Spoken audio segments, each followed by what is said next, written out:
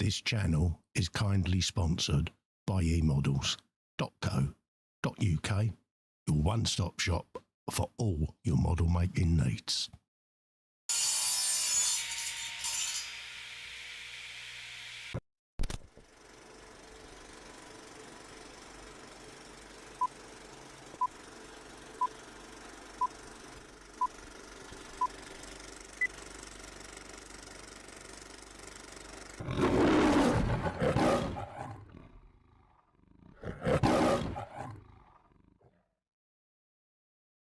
Shut up and sit down.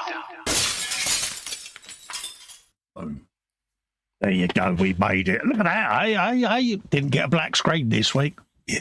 Nope.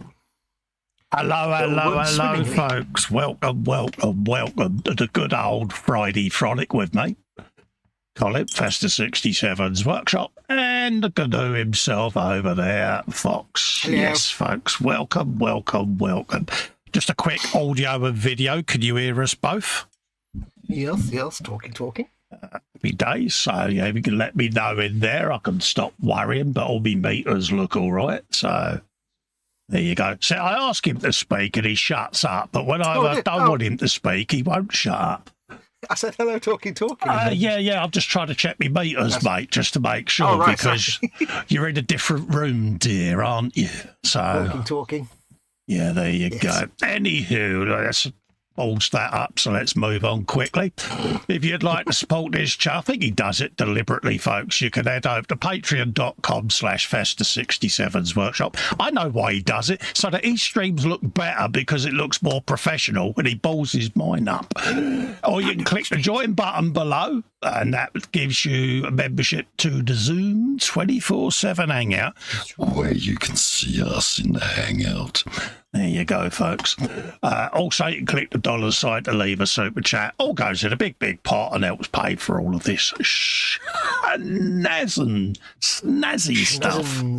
Yes. Whilst I think of it, I'll just have a quick scoot up the chat just to acknowledge who's in there. There's myself saying hello. I got in before Bill. Ooh. Who then straight afterwards goes first. But I think what he's doing there is because I'm a host, he is the first chatling in there, isn't he? So what do you reckon? We should give him that? Because he does have all the benches, doesn't he?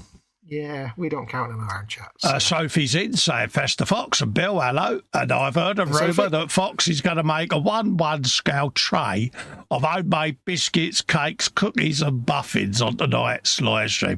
That would mean him having to have a cooker, Sophie. And he's useless because his cooker don't work. I ain't got an oven and that would mean cooking, which I don't do. I haven't got the patience to cook. I eat, but I don't cook. He's useless, isn't he? Absolutely useless. Well, what time cooking you could be eating, so. Yeah, that's me saying hello to Bill and Sophie. And Sophie says, I made biscuits, cakes, cookies and muffins. And I'm going, muffins. Dark chocolate and chocolate chip. Oh, happy days. Ooh, yeah. Here's a blast from the past. Our good old mate John Pole is in over in, there's a name from I the do past, believe, over in Canada, I do believe. So, hello, John. Lovely to see you, mate. Been a little while. Hope you're keeping well. And, yeah, bless you. He's saying, Sophie's saying, what do you think of my Space Marines? I did a quick scroll down because I've not been online this week. And I've had a quick looky-loo and they're looking mint. So there you go. Happy days. I even got his lordship to scroll down and have a looky-loo and all. Yeah, looking good. Sophie says, I've just started building and painting a Space Marines dreadnought. Gets in there. Nice. So he's happy now.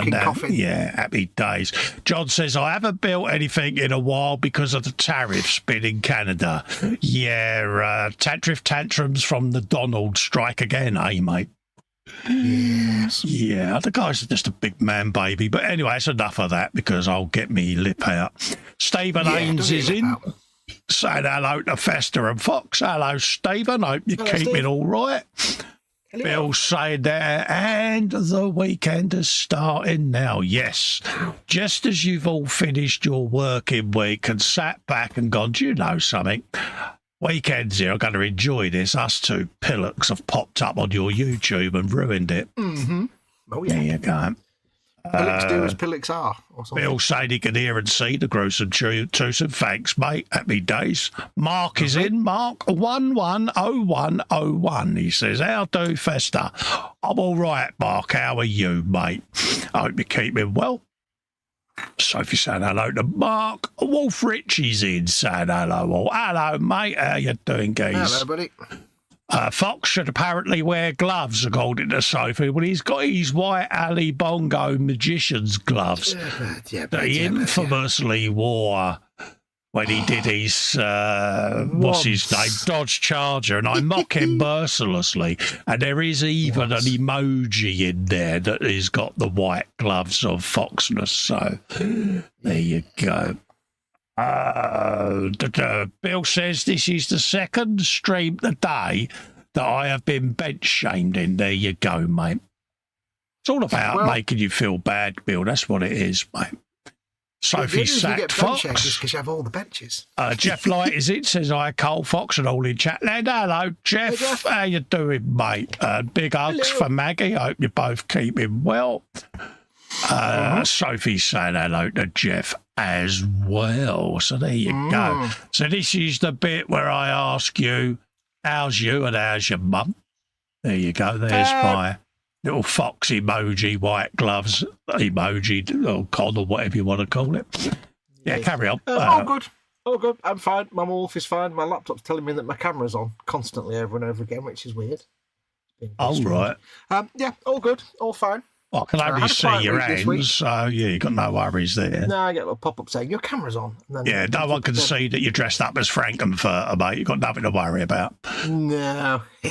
Stephen A says, I to Jeff and Maggie. Joshy B's in, says, evening, gents. Festa Fox. Folks in chat, I heard there would be pillocks in, so I thought I'd come along to fit in. Hope you're all well. You're in the right place here, mate.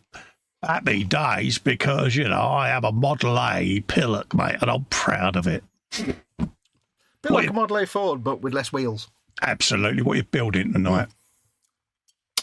Tonight, Martin. Was it Martin? I don't know. Tonight, I am starting to build the RX-79G Gundam ground type. Oh, there you go, geezer. A nice little HG, simple HG kit for me to build on the stream. Happy days. Nice and easy. Starting from scratch. Yes. And I'm starting yet another figure, a collection. I'm doing a Greek Oplite. Him. Yeah. Look at all that. There's some detail there, and they give you decals. We was laughing 2%. About this before we came on there.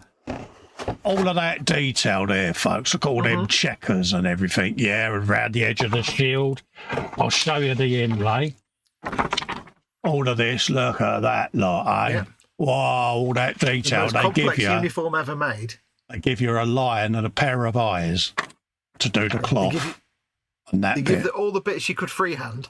So all of this lot, all the red and white border, and look all the laurel inside. Oh, yeah. All of that lot, I'll have to paint by hand because, Not only have you got on the outside of the shield that classic Greek kind of L-shaped pattern going around it, on the inside, it's a totally different, like, scallop pattern. It's like, oh, man. Yeah.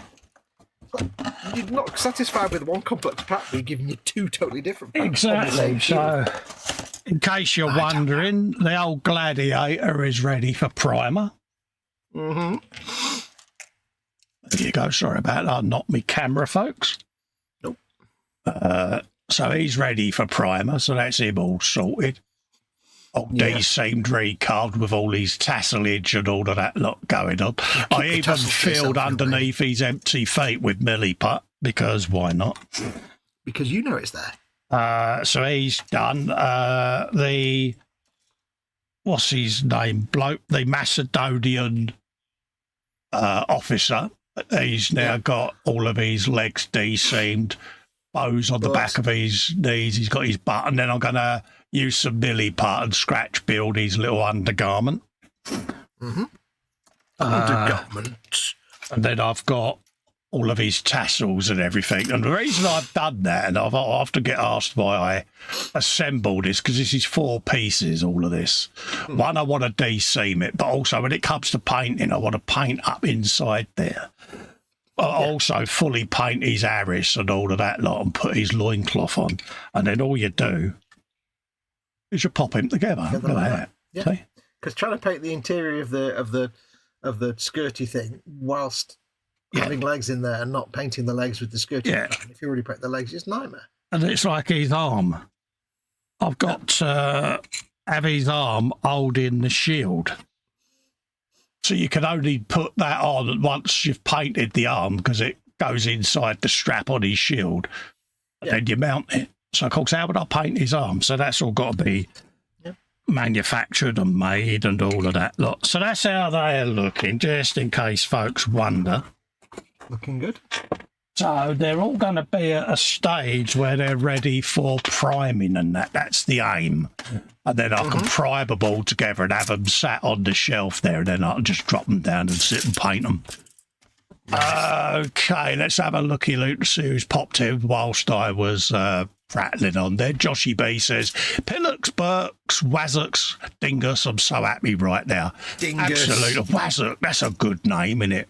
Yeah, I like the word dingus, though. That's absolutely. Wayne Model Builders in. Hello, Wayne. How you doing, mate? I messaged you a few times, mate. I don't know if you've changed account, because you're under a different account there, mate. So, yeah, but scroll back in your messenger, mate. I've been checking up to see if you're all right, because I'm nosy, mate.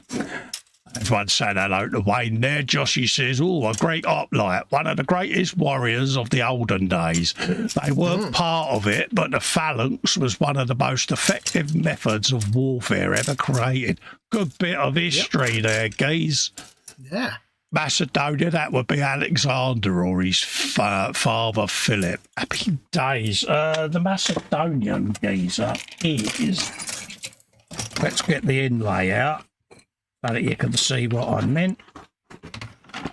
That's the Macedonian bloke looking all suave and windswept.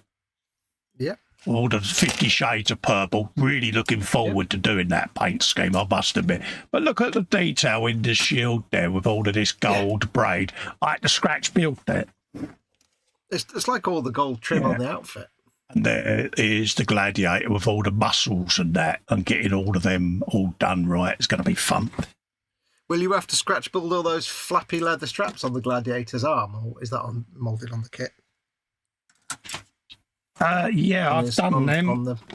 Remember when I said to you I had done all the strappage? Look, see? Oh, yeah. Oh, there you go. That's it. Nice. There they all. So it goes to show you how much attention you don't pay to me. I wasn't looking at the screen. And then I did all the braid as well, see, for the inside of the shield. You don't get none of that. I can't remember what that weapon's called, the thing that's the big arm with the thing on the end. There's a name for it. Wacky thing. Yeah, so there you go. That's them all done. I'm going to lose my fleece, I think, because I started off really cold when I came in, and now I'm a bit warm. So yes. Well, that's what mine should look like when it's finished. Oh, happy days. But like half the size, obviously, because it's only an HP. Don't forget, folks, bench, belly, beverage, biscuit, baboon, and all of that. Look. Yes. I say that because Bill's put in belly sausage rolls, bench British Army ferret, ready for painting. Finished building it today, he says. Bevy, OJ and T. Baboon is Frank Redburn Henderson. Oh, happy days. Yeah. What's that? Ipsis, he says. Sorry, says Joshy B. Happy days. Carl Scout modelling his inside. Hello, Carl. How are you, mate? And love to Michelle as well. Hope you're both keeping well. Good to see you in, mate. Yes. Hope you're going to be enjoying your weekend. It's a shame us two pillocks spoiled the start of your weekend, mate. But hey, you know. Hey, we're here to be the bottom of the sine wave, so that the rest of the weekend can be we have to be let out now and then, mate, because otherwise, you know, we just play up. If everything's good all the time, then you never feel the good. You need some rubbish. To exactly. I'm not used to Sprue A being mostly not white. That's really weird. Oh dear. Are you Sprue is always complaining white, again? yellow and red.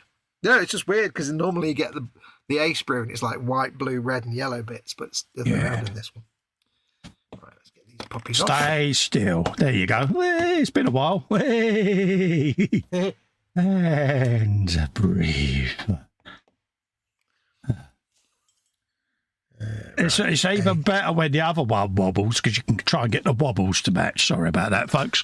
Anyone of a nervous disposition, that was just a touch of Edward Spannerhands. I'll have a swig of juice in a sec. Yes. It happens. It's just a little warning I get if I'm a bit low, so to speak. Mark says, Festa would love to have sales well, but alas, hospital test results say totally the end is a lot sooner than they thought. Sorry for the bad news. Oh, sorry to hear that, my friend. Yeah. Sorry to hear that, guys. Yeah. Jamesy Boy is in, says, evening Festa Foxx and all in chat. Hey, Jamesy. Oh, bless you. Chuck us a PM, Mark, if you don't mind, mate. And, yeah. We can just have a yatter, you know what I mean? Because I know what it's like not to have a particularly good set of news, mate, so... Yeah, don't sit there on your lonesome and brood, mate, is basically what I'm saying. So, you know where I am. Mm-hmm. It's these and squeeze that. Basically, I often get asked why I put so much white coat glue or white cap glue down the seams on me legs, and I do both sides of it. The reason I do that and let it go a little bit gooey is when you squeeze it together, it pushes out plastic like so. And when you go over it with a bit of extra thin, it melts that plastic as like a bit of molten plastic into the seam line. And it just cuts down on the amount of filling that I have to do. It's the only reason I do it. Magical good stuff. But I often get asked why I do it and then why I go over a seam surface with white cap as if I'm painting a door frame. It's just adding multiple layers of glue to create a bridge across the seam that I can sand down once it's all cured. Squeezing. There was a phrase for it that rhymed, but I can't remember what it was now. Ease and squeeze. Ease and seal. Ease and squeeze. That's why I do it, folks, in case you didn't know.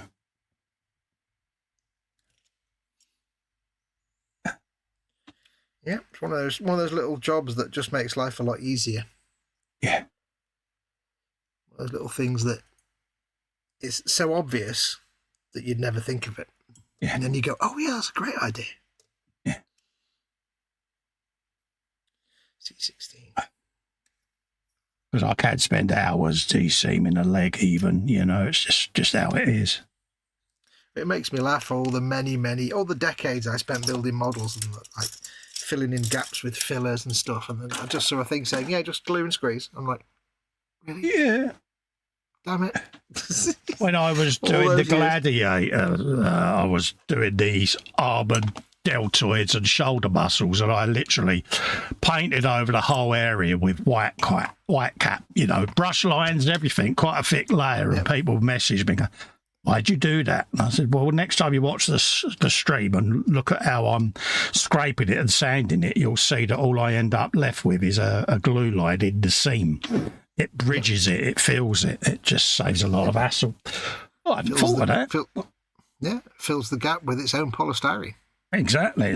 It's basically similar to using sprue glue, but you're using the heat of the glue to melt the kit, so to speak. So it really was a face palm when I first found out about it. I'm like, I've just been doing this nonsense all these years. It's a bit like when you thought you was the person who invented sprue glue, wasn't it? It was like, no, gunk washing is what I thought I invented. Yeah, it's like, bless him. It was like, oh no, I totally didn't. Yeah, you was quite upset, weren't you? You thought you'd really created a thing. Man, I thought I'd invented that in my own. Well, I thought not that it was more just I was proud that I'd come up with it by myself. Not that I don't need legacy. It was just like I came up with that by myself. No, you didn't. I mean, I did, but it wasn't an original thing. I still made it up myself. In his mind, he invented it. In my brain, I invented it. I hadn't seen it done before. Yeah. So I can still give myself a little pat on the back. That's what I said. In your mind, you invented it. Yeah. I can live with that. All day long. If you think you invented it, then it ain't up for question. Yeah, I came up with it all by myself. I Absolutely. Did a big boy think. Joshy says, have you ever painted a Roman gladiator? He said there's a few types to pick from depending on what weaponry you want to have. The tracks would come closest to looking like your painting. Yeah, he's basically, he's just got a big old sword going on. That's all they give you in that kit. Yeah. Which is that lot. I mean, you can see that nice and clear. He's got a big shiny helmet. See what I did there? Yeah, that's that armor with the sword bit on that. I can't remember the name of it. It's got a name. And I'm trying to desperately to remember what it was called. Carl says, did I just see your face on the watch? Yeah, it's my logo from the wallpaper on my channel. I've got loads on there. That one. I've got loads of different wallpapers. Say Kira. Ooh. Oh, that's your favourite one. I've got an Hulk, Indian Larry, bike builder, Jimmy Page, because why not? Yeah. What have we got there? There's Pinhead from Hellraiser. Mm-hmm. Kira again, because, yeah. So that's just, yeah. So that's all that is, mate. It's just my channel logo. Festa's logo gets in places you wouldn't think. Yeah, it's like my iPhone wallpaper. Hmm. It's my channel art, see? Because why not?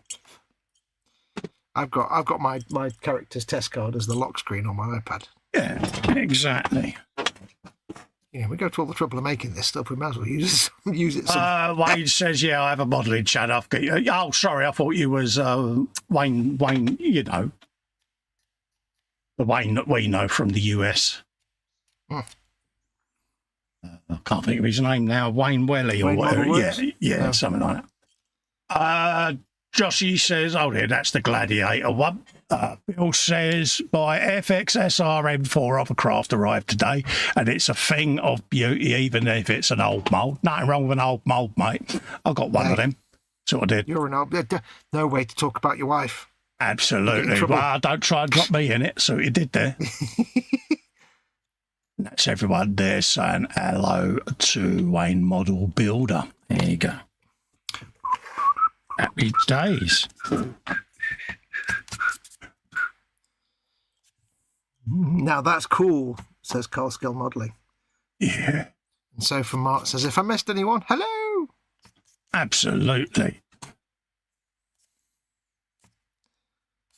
Joshy B says, that's a Mamillo. There you go. Mamillo, that's it. I knew yeah. It was on the tip of my tongue, but I was trying to think back to all asterisks and stuff. Dandy having you in, Josh, because he knows his gladiators, doesn't he? Yeah. I would have been sticking in my mind all night until I got to the internet to find out. Because now, see, I can Google it and see whether there's any other weaponry they had and see whether I can scratch anything, see?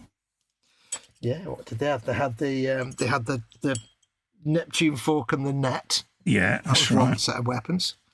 Yeah, it used to have the big swingy thing with a bowl on the end, bit like a mace, wasn't it? Or yeah, whatever. like a mace thing. They had the gladius, which was just the short sword, I think. Yeah. Gladius, I think it was. What else did he have? Yeah, that helmet on your gladiator, that's also a very specific kind of helmet as well. Yeah. They've done quite an accurate job on that figure. Oh, it's not bad, mate. Yeah, it's quite historically accurate, which is good when they take these things seriously. Yeah. Changey Boy says, Wayne Welly from the US, sure he's Welsh. No, you're getting us mixed up with a different one. Me and Fox know a Wayne that lives in the States. Yes. Oh, yeah. Yeah, he's one of our long-term followers. Mm-hmm.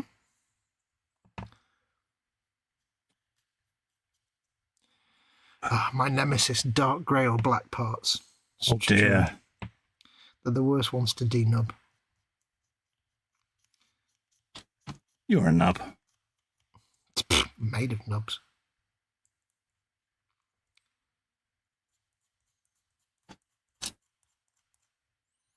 Bill All your says, nubs. modelers will go, and my first whistle, Gladiator, will go on the second whistle. Happy days. Carl says, belly, chicken, curry, and rice. Beverages, orange squash.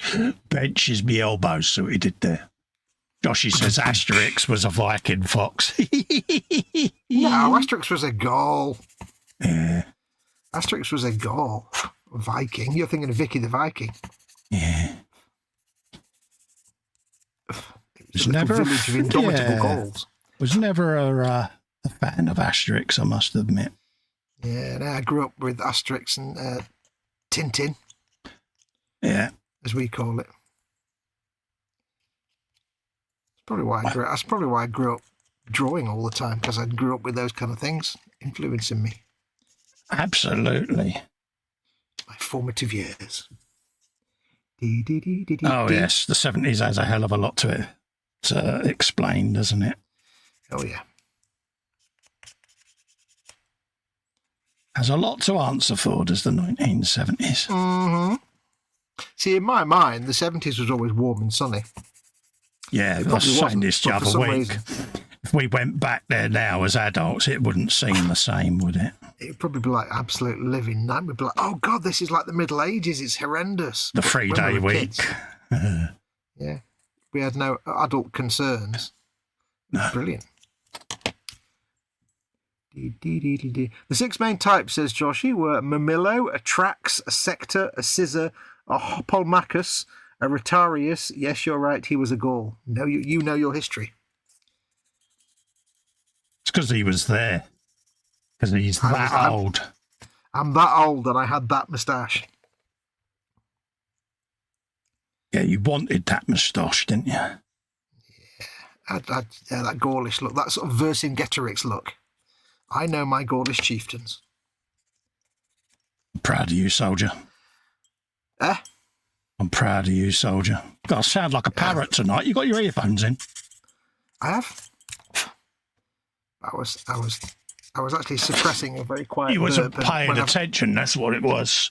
No, I was- Sophie's belly, homemade dark chocolate muffins, beverage tea, bench, Space Marines, Dreadnought. Days. Yes, I was actually suppressing a big burp, but with my earpiece in my ear, it was very loud. That's Yeah. what he said.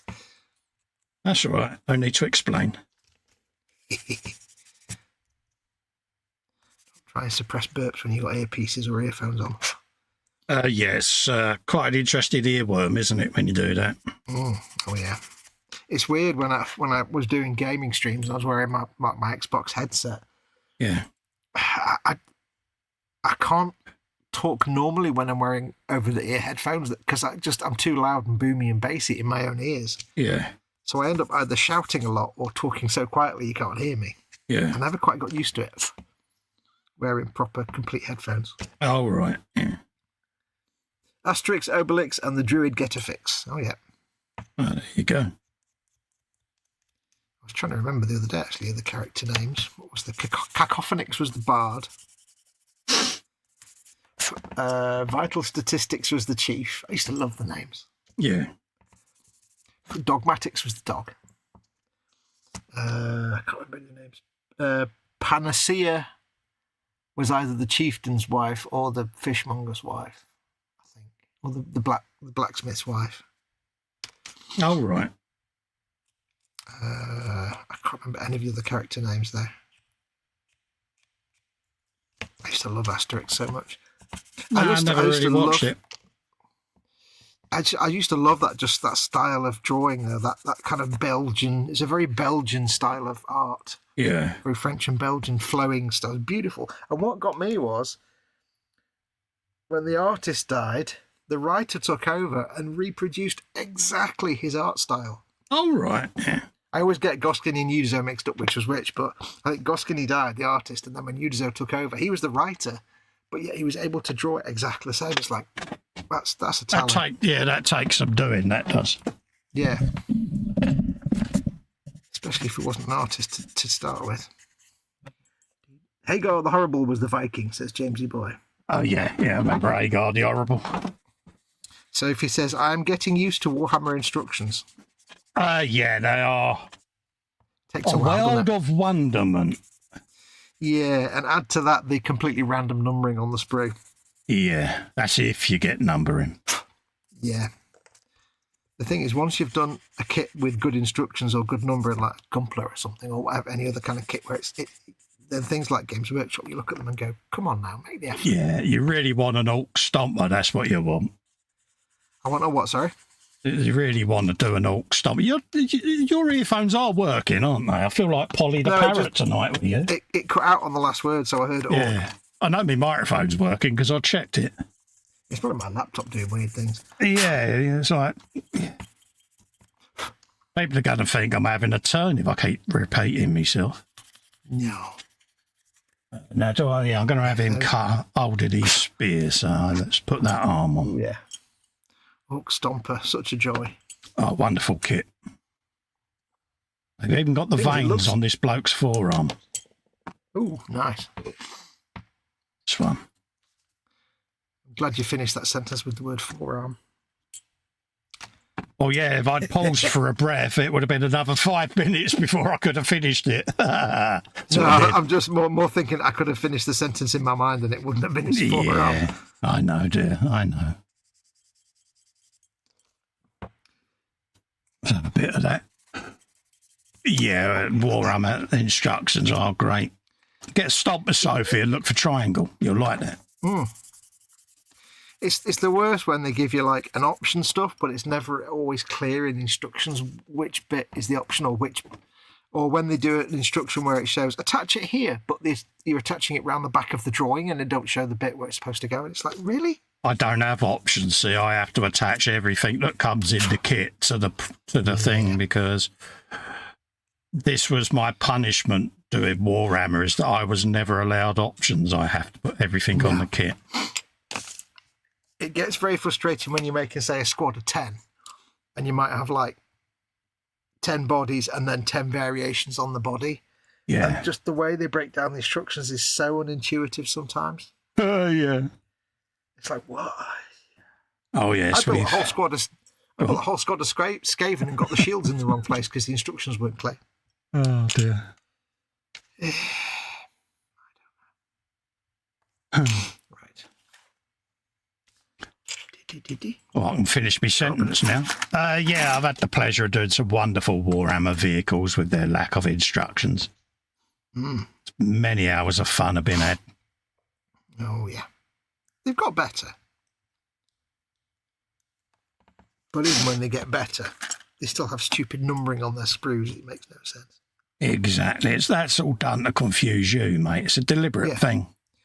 Part 57, which is, of course, next to part 6. And on a completely different sprue to part 55.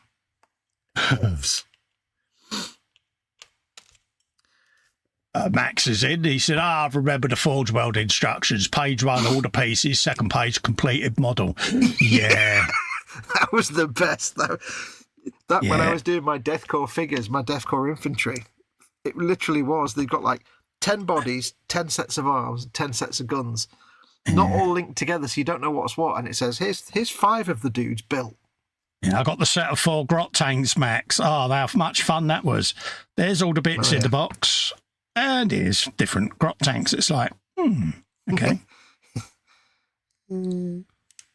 It was easier just to go onto Google and type in built grot tanks and look at what the build picture looked like because, yeah.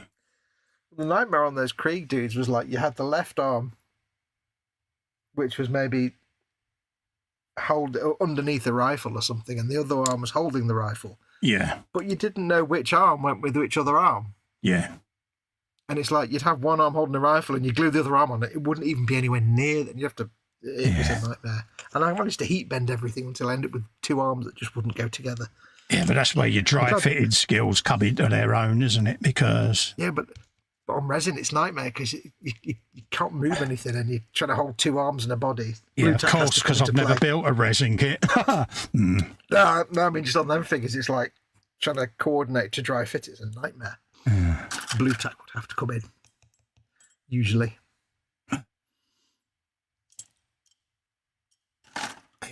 Where's A1? Let's get that done. A120. Yeah. Oh, yeah, Warhammer instructions. Like I say, they're better than they were, but yeah, some of the original white metal ones were yeah.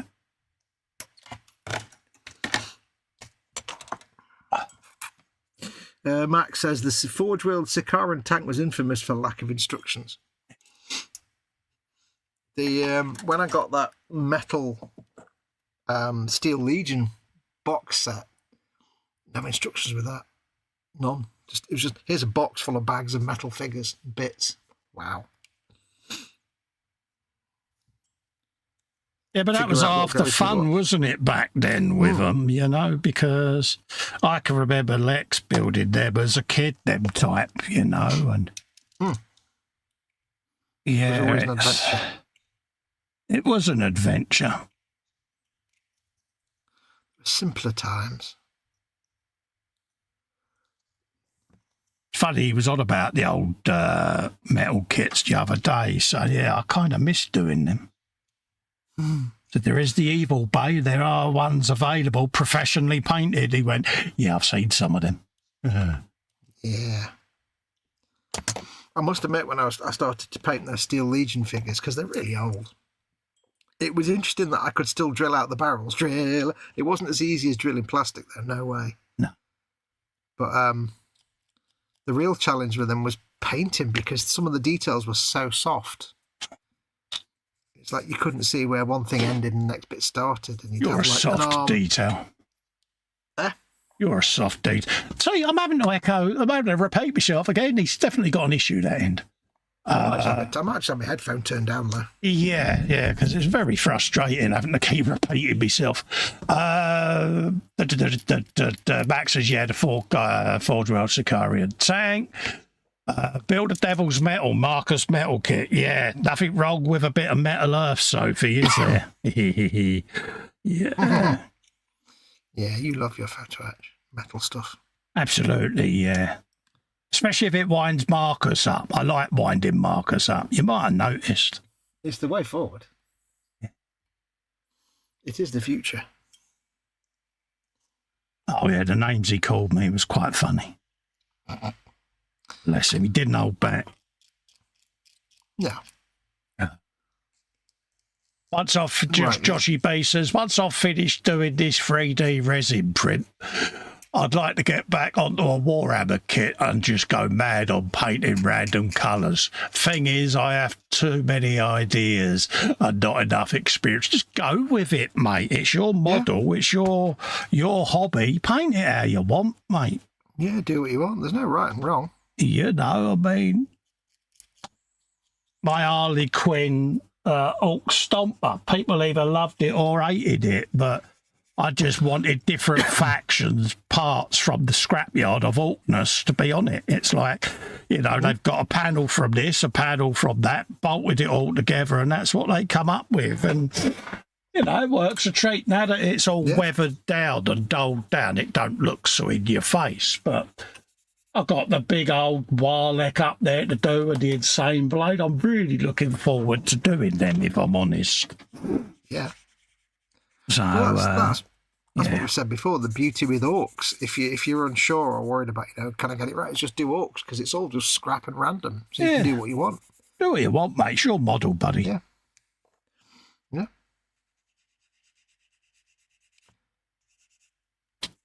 I do like going on eBay looking at some of the prof painted stuff. It's someone got me into doing that. It will remain nameless. Yeah, I think we all know something like that. But it was funny. Yeah, it is funny because it's like the term professionally painted is so misused on eBay. Well, I made that statement, didn't I, on your old Warhammer Sunday? See what I did there? Shameless plug, folks. I see that. I've never sold kits that I've built. You know, it's one of them. You know, I wouldn't put them up for sale like that. Not like Fox does. Done a few commissions and obviously the Bluey car and things like that. Yeah. But way back then when we was on about it, he said, well, go and have a look at eBay on professionally painted Warhammer and see what people actually put up for sale. And it's an eye-opener, isn't it? Because, I mean, technically they're correct, because professional just means you paid for doing it. Yeah. It's not a question of quality, but at the same time, to the most people, professional means you're good at doing it. So that's the way it's intended. So it's like, yeah, you ain't professionally painting. Oh, yeah, there's a guy that's got a YouTube channel that has all of the Warhammer Rescue stuff on there, and quite interested what he pays for some of the kits. And he's really good at his craft as well. So he's not doing it just to insult people. He never publicly names or shames whose work it was. But he just buys the stuff and goes, look, this is what could have been done with it. And, you know, for those that are new to Warhammer, it is worth a watch, because it just goes to, just goes to show you what you can do with a bit of application, bit of thought. I did that Lehman Russ, didn't I, with the same thing, and it was quite difficult to make sure I wasn't at any point saying this guy's got no talent. Oh, silly me! I forgot to plug that for you, mate. My bad. No, I'm just saying. No, I'm just saying. It's like it's quite tricky to do it in such a way that's not saying you're a terrible painter. I was very conscious to be more encouraging. Yeah. And of course, you know, if you want to see stuff like that, go and give Duncan a watch, because, Duncan Rhodes is God. Duncan Rhodes. Painting Academy. Yeah. All right, tickly cough going on. Apologies. Yeah, he is God. I shall open my window and get some cool air in. Do you want to open your window, mate, and get some cool air in, Fox? I'm going to open my window and get some cool air and probably spiders. Oh, yeah. Yeah. Joshy says, some kits I'm saving till I get that experience, i.e. airbrushing, painting skills. I'll admit I haven't got to the stage I'd like to yet, as I'd like to have a go. Dude, at the end of the day, Joshy, if you do it and it goes wrong, just bung it in some Dettol, mate. Start again.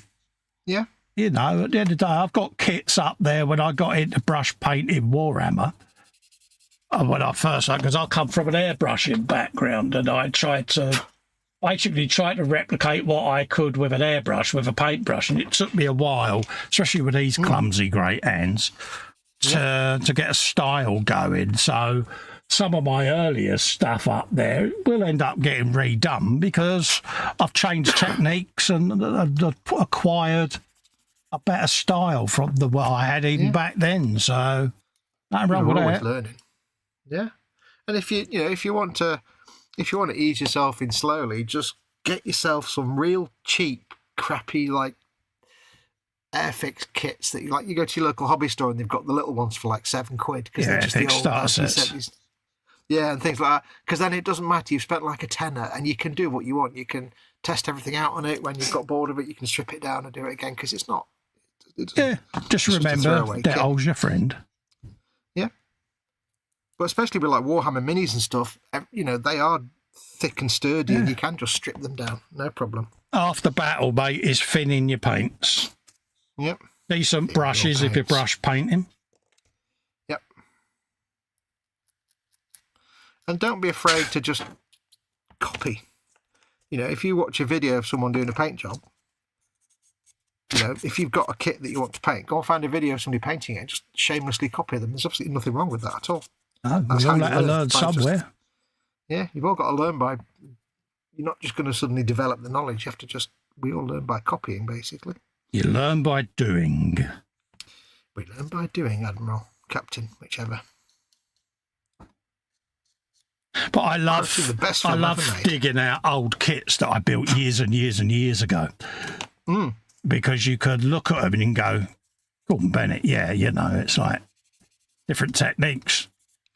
I've come a long way since then, or then, whenever. Oh, yeah. Back in the days of early to me rattle cans and stuff like that, it's like, yeah. Yep. Humbrol tins. I don't think I ever actually used Humbrol tin paint.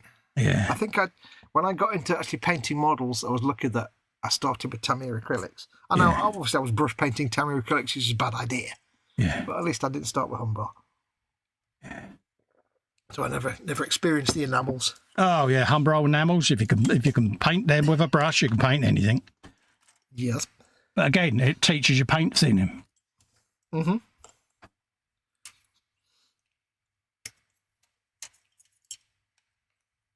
Good times were had. To deal with hazardous chemicals later on in life. Yeah. 8245. Many a good time was had with Umbro. Mm-hmm. Interior of my original London bus was painted with Umbro whole red. Yep.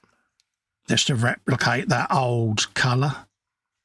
It does make me laugh that their paint pots were so tiny. How are you supposed to paint an entire model with this little tiny? Yeah, but it's the same as a it's the same as a Tamiya glass bottle. Oh, I always thought they were a lot smaller than that. No, similar amount. Yeah, that makes more sense then. I'm obviously just misremembering. That's not a word. I'm remembering incorrectly from many decades ago. I always thought they were much smaller.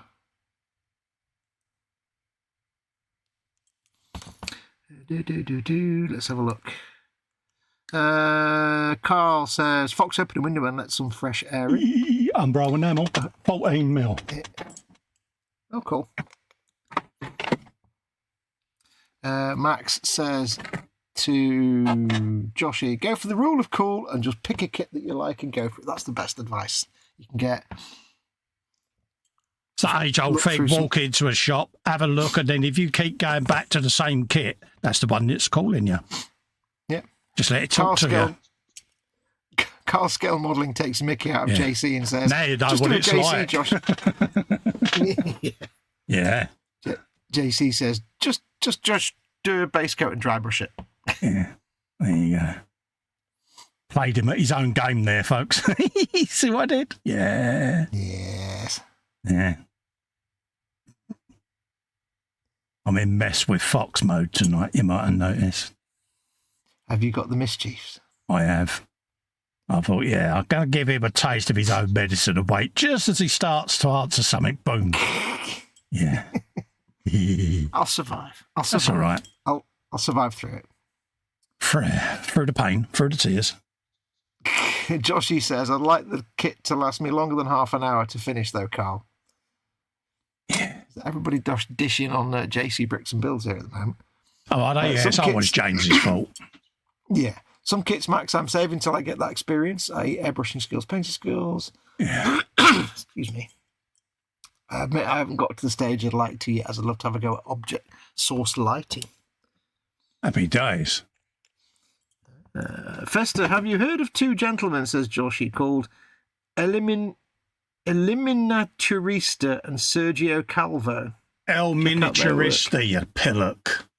Oh, God, I've got my lenses on, that's right. Yeah, El Miniaturista and Sergio Calvo. I just corrected Fox's mispronunciation. See what I did? You did, because I had my lenses down. I was trying to read with that. I was trying to be lazy. In answer to your question, no, I haven't, mate, but I will check them out. If I remember rightly, Sergio Calvo's a guy. Is he the guy that always wears the woolly hat, Joshy? Because he's a really good painter. I've seen some of his stuff. He's really good. If it's something, he's got a really quite relaxing voice as well. Joshy says, yeah, I've got a lot of stuff Carl sent me. A load of 3D misprints to practice on skin tones was the one thing I dreaded, but now I'm seeing OSL and non-metallic metalwork. It's amazing. Yeah, figure painting will always get you into blending paints, mate. It's, yeah. Bobbins is in, saying hello, Bobbins. Hey, Bobbins. It says, I once painted a 1/350th battleship with Umbro tin paint. Dude, I bow to your excellence. I am now going to have a Bobbins shrine surrounded by my Umbro tins, mate. Max says, sometimes you don't need an airbrush for most things. I use brush only. I'm happy with that. Exactly. Warhammer will get you away from airbrushes quite happily. Oh, he says, I think I learned my tips from Peachy Tips, Sonic Sledgehammer, The Painting Coach, Mackie Mon, and Vince Venturilla. Yep. Everyone said hello to Revo. Dave, hello, Revo. How you doing? Revo. Joshy says, I've never used airbrush before, so that'll be fun first time. He said, I tried to go at non-metallic metal on the axe I painted, but I'm not happy with the rest of it. Makes up for it. Joshy says, I've never seen him with a woolly hat before. Sergios Italian. I'm not sure where El Miniaturista is from. Sorry. There you go. I could be confusing him with someone else. I think I know who he is, but I think I might be confusing him with someone else then. Yeah. He's got like a really... Yeah, I can hear his voice in my head, but I can't really explain it. Yeah. Yeah, I must admit, since I started doing Warhammer, I've very rarely picked up an airbrush because... Well, that's where I started getting back into brush painting, was doing Warhammer, because I used to do a lot of figure painting and I stopped doing it for about 6 years because of me tremors. And stuck mainly to airbrushing in between issues, should we say. And then his lordship was on about getting into Warhammer because of the Yorks and me being able to just festerize stuff and release my inner child. And that got me back into brushwork, and that's helped me get back to doing me figures. So it's kind of gone full circle. Yeah. But that's the beauty of it, that the scale that they are, you don't need the airbrush at all. If you need the most you ever need to do is a base colour, and you can rattle can that anyway. Well, the quality of model paints these days are far superior to what we had back then. I mean, when I originally did figures, I used to use oils, and as you all know, painting with oils is, don't get me wrong, you get a beautiful result, but you can grow a beard waiting for them to dry. Oh, God, yeah. I painted, I made a Revell Jedi Starfighter, bizarrely one of their good kits. There's good Star Wars kits. But it had this squishy Anakin Skywalker figure. So I painted him in oils to get, but it was quite big, so I painted him with oils just to get all the texture of his clothes. That thing never dried. Yeah. Like ever. Yeah, sounds about right. Yeah. Good kit, though. Bizarrely, even though it's Revell, it was like Revell Star Wars. SWAT guy. A really good kit.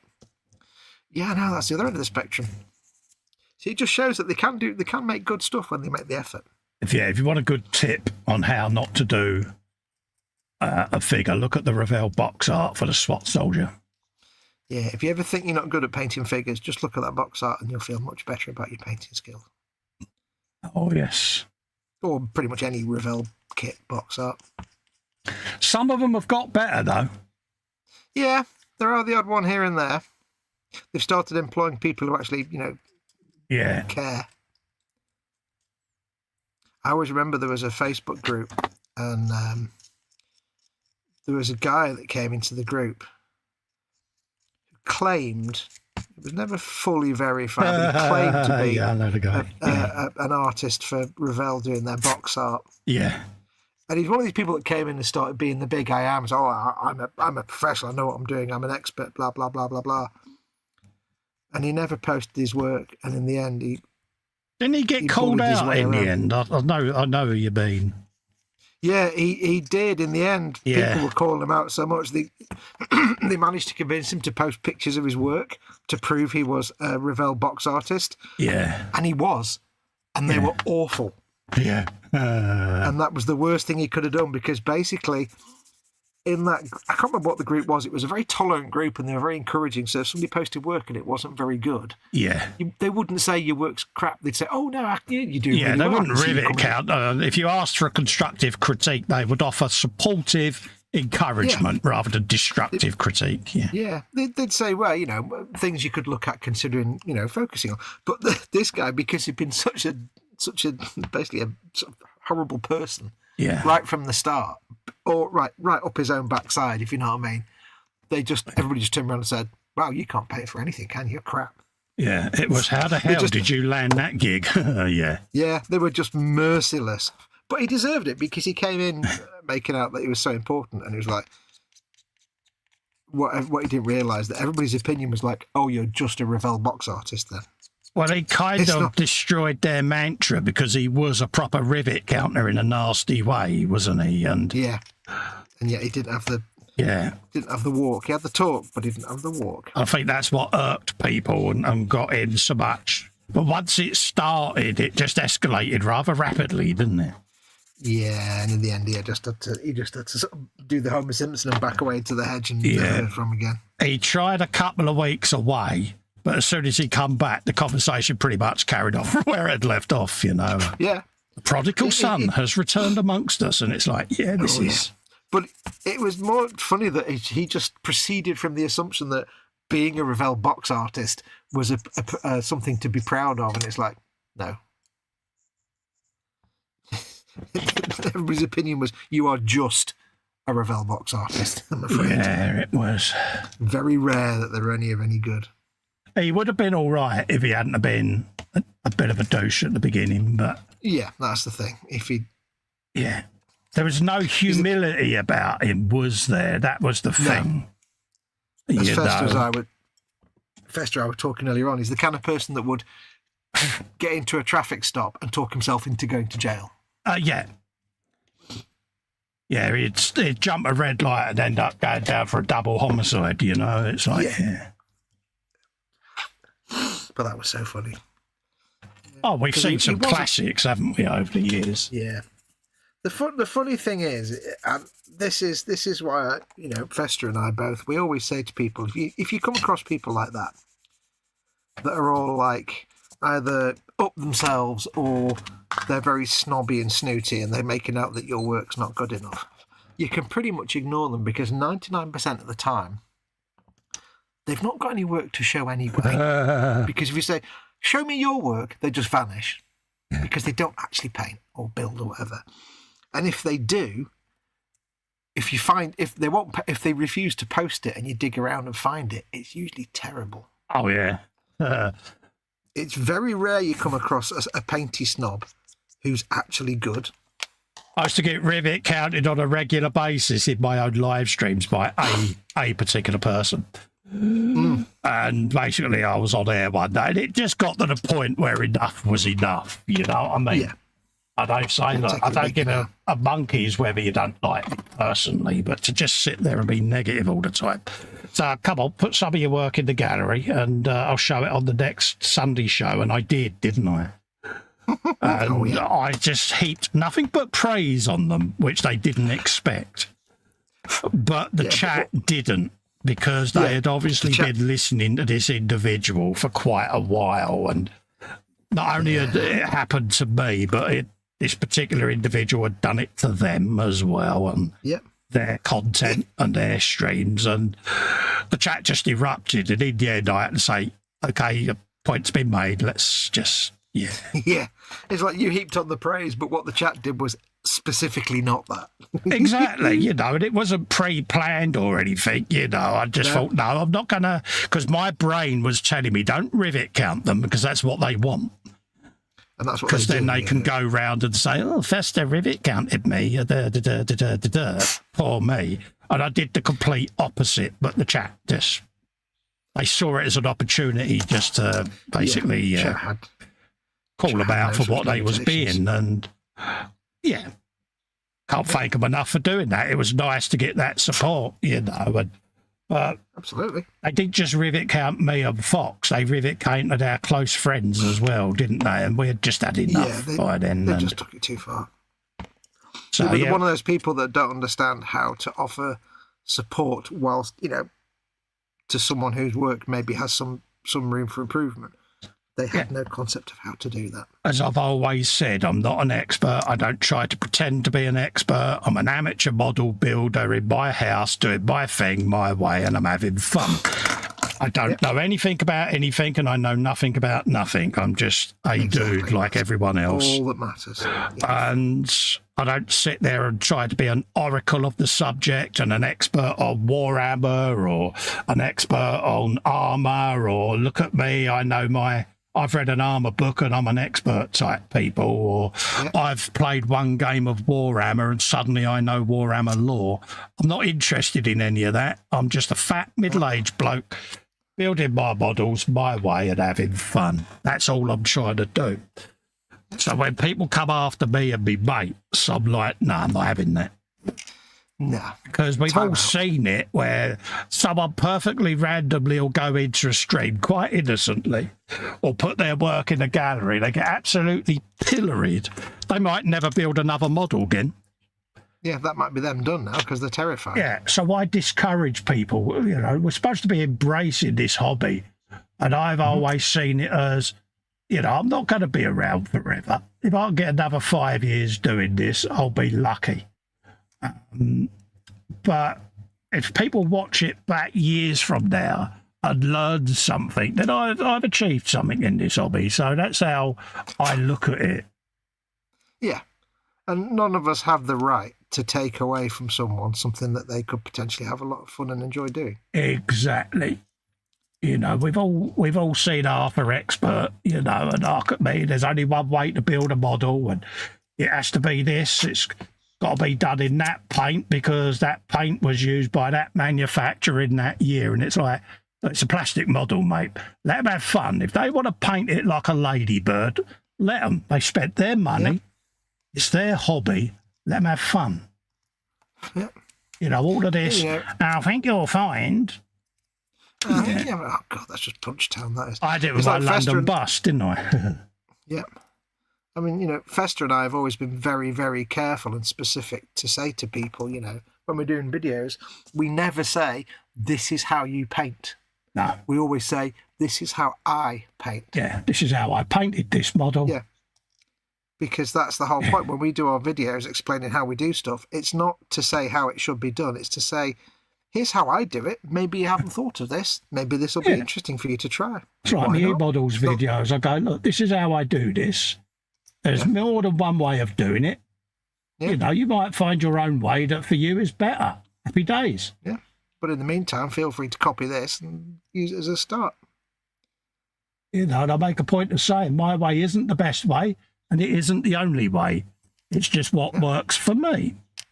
Yeah. It's just the way I've figured out in my brain how to do it.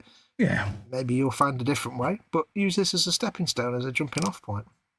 You know, I've got a mate, well, I say a mate, I've got, a couple of mates that have got various conditions and tremors and that. And when they see that, you know, I can tie my hands together or use a rubber band to stop the airbrush falling out of my hand, or when Scoob was still with us, bless him, you know, he used to be fascinated by some of the things I did to overcome that side of it because he suffered with it as well. And was like, I'd never thought of that, and you've got me back into painting now because I pinch my pinky finger that way when I'm doing detail and it stops my hands from twitching apart. And he had never thought of stuff like that, rubber bands around certain fingers to stop them twitching whilst trying to do something. Well, it's like we were saying earlier before we came on air, that's some of those things where it's so simple. Why didn't you probably hadn't thought of it, but it's really obvious when you think. It's like, actually, when I think about it, it's actually really obvious, but I never considered it. You improvise, you adapt, and you overcome, you know. And I'm not the only person with problems. Don't get me wrong, this hobby, there's a lot of us modelers, probably some of you in chat, we've all got medical stuff. You know, a lot of us that do the hobby have come back to it because of medical problems, and it's our way of just having a bit of a community whilst we're trying to cope, you know, and be it for your mental health or, you know, in my case, MS, you know, we've all got our little ailments, so to speak. But when you sit and chat to each other, we've all got little tricks that we use to overcome things. And that's where this community really comes into its own, because we all help each other through things and it works a treat. And that's why, you know, when we get people in our little communities that aren't that, we tend to get rid of them quite quickly, because that's the whole point of the community, is to be supportive and educational. Joshy B makes a good point. Just quickly, Hugh's in saying hello. Hello, Hugh. Lovely to see you, mate. Didn't want to ignore you there.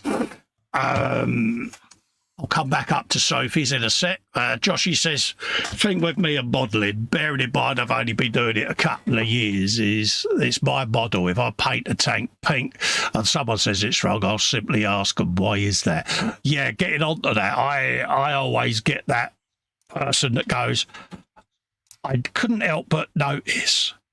And then I felt I had to say something. And I normally say, one, I didn't realise you was that important. And 9 times out of 10, I'll get a £5 out my wallet and go, well, back then it was the Queen's face. It's like, nope, still the Queen's face on this. So you're not that important. Can you explain to me why you felt you had to say something?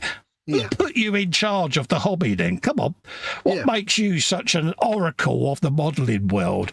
And why do you think you had to say something? I ignore my wife. Do you think I'm going to take notice of what you're saying? But it's that mindset. I felt I had to say something. It's like going around an art gallery and complaining every picture isn't realistic. It's just the stupidity is incredulous. Yeah, going up to a Picasso going, I think he got the bone structure wrong on that face. Yeah. Hey, I've just done my first panel line carving. Yeah. With my little Soji Danmo tool, and it's brilliant. It's made a seam into a panel. You can't really see on camera. It's made a seam. Yeah, sorry, folks. I forgot to mention Fox has got a new Gundam tool. Do you want to show everybody your tool, dear? Go on. There you go. A little chisel thing. Basically, it's a chisel blade on a scalpel. Specifically for gouging out panel lines. I love it. Yeah. I like that. Of course, it's only for Gundams, of course. No, it's for anything. Yeah. I'll use it for anything. I know, I'm just mocking you, dear. To fill gaps. I know. I'm not right. Yeah, Jeff says one thing the model making community doesn't need is rivet counters. Yeah, I didn't realise it was such a big thing in the community. I mean, years ago, I can remember 2 model railway people having a fight over a tree in a car park at a railway club back then, you know. And I used to go down there because I used to do a lot of the diorama buildings for our local train building people back in the day, little buildings and carving walls and things like that, you know. Yeah. And I can remember that. And I didn't think this community had that. And I'd only been back in the community a wee while. And I landed the E-Models gig. And the minute I landed the E-Models gig, all the rivet counters came out of the woodwork and started hating on me because people, they like supporting you, but then suddenly when they see that you might be getting somewhere, they turn on you. It's a bit like British press, isn't it? It's resentment of success. And when I first got the E-Models gig, you know, it was, just grow a thicker skin because the knives will come out because, And it's like the same thing happened when we got the part work gig, wouldn't it? When the company reached out and, would you like to get these? And once people found out we got them for free, then the dark started, didn't it? And it was like, jealousy. Getting back to Sophie, Joshy says, I get bored counting out stuff. The big X in the corner of the screen followed by the power off button is the best way to ignore internet bottom dwellers. That and the ban hammer. Sophie says, said bully tried to accuse me of buying a dodgy Warhammer product. I posted a pic of said official product with a receipt. Never heard back from the bully. The problem is, Sophie, is this hobby's got a lot of people that get behind the keyboard and get leery and snarky and that, and I like pointing out to them, you may not think I know who you are, but having just checked your Facebook and where you checked in saying, I've just got home from work and my dinner's ready, I now know where you live. If you'd like to chat about it in your local, feel free, I'll pop down and we'll discuss your keyboard warriorness. Suddenly they disappear. It's great fun. Oh, yeah. Yeah, because the thing with keyboard warriors... We used to have a very dedicated troll, me and Fox, and we both got absolutely stalked by this guy. I can't say who it is. No. But they used to always have a go at us when we was live with E-Models, didn't they? They always got narky and was constant. They was even emailing and basically saying we was this, we was that, we was this, we was that. And because it never got anywhere with them, they kind of gave up in the end, didn't they? Yep. But it was most entertaining. The really hilarious thing for me was that like they'd send all these emails to E-Models full of like claims and things.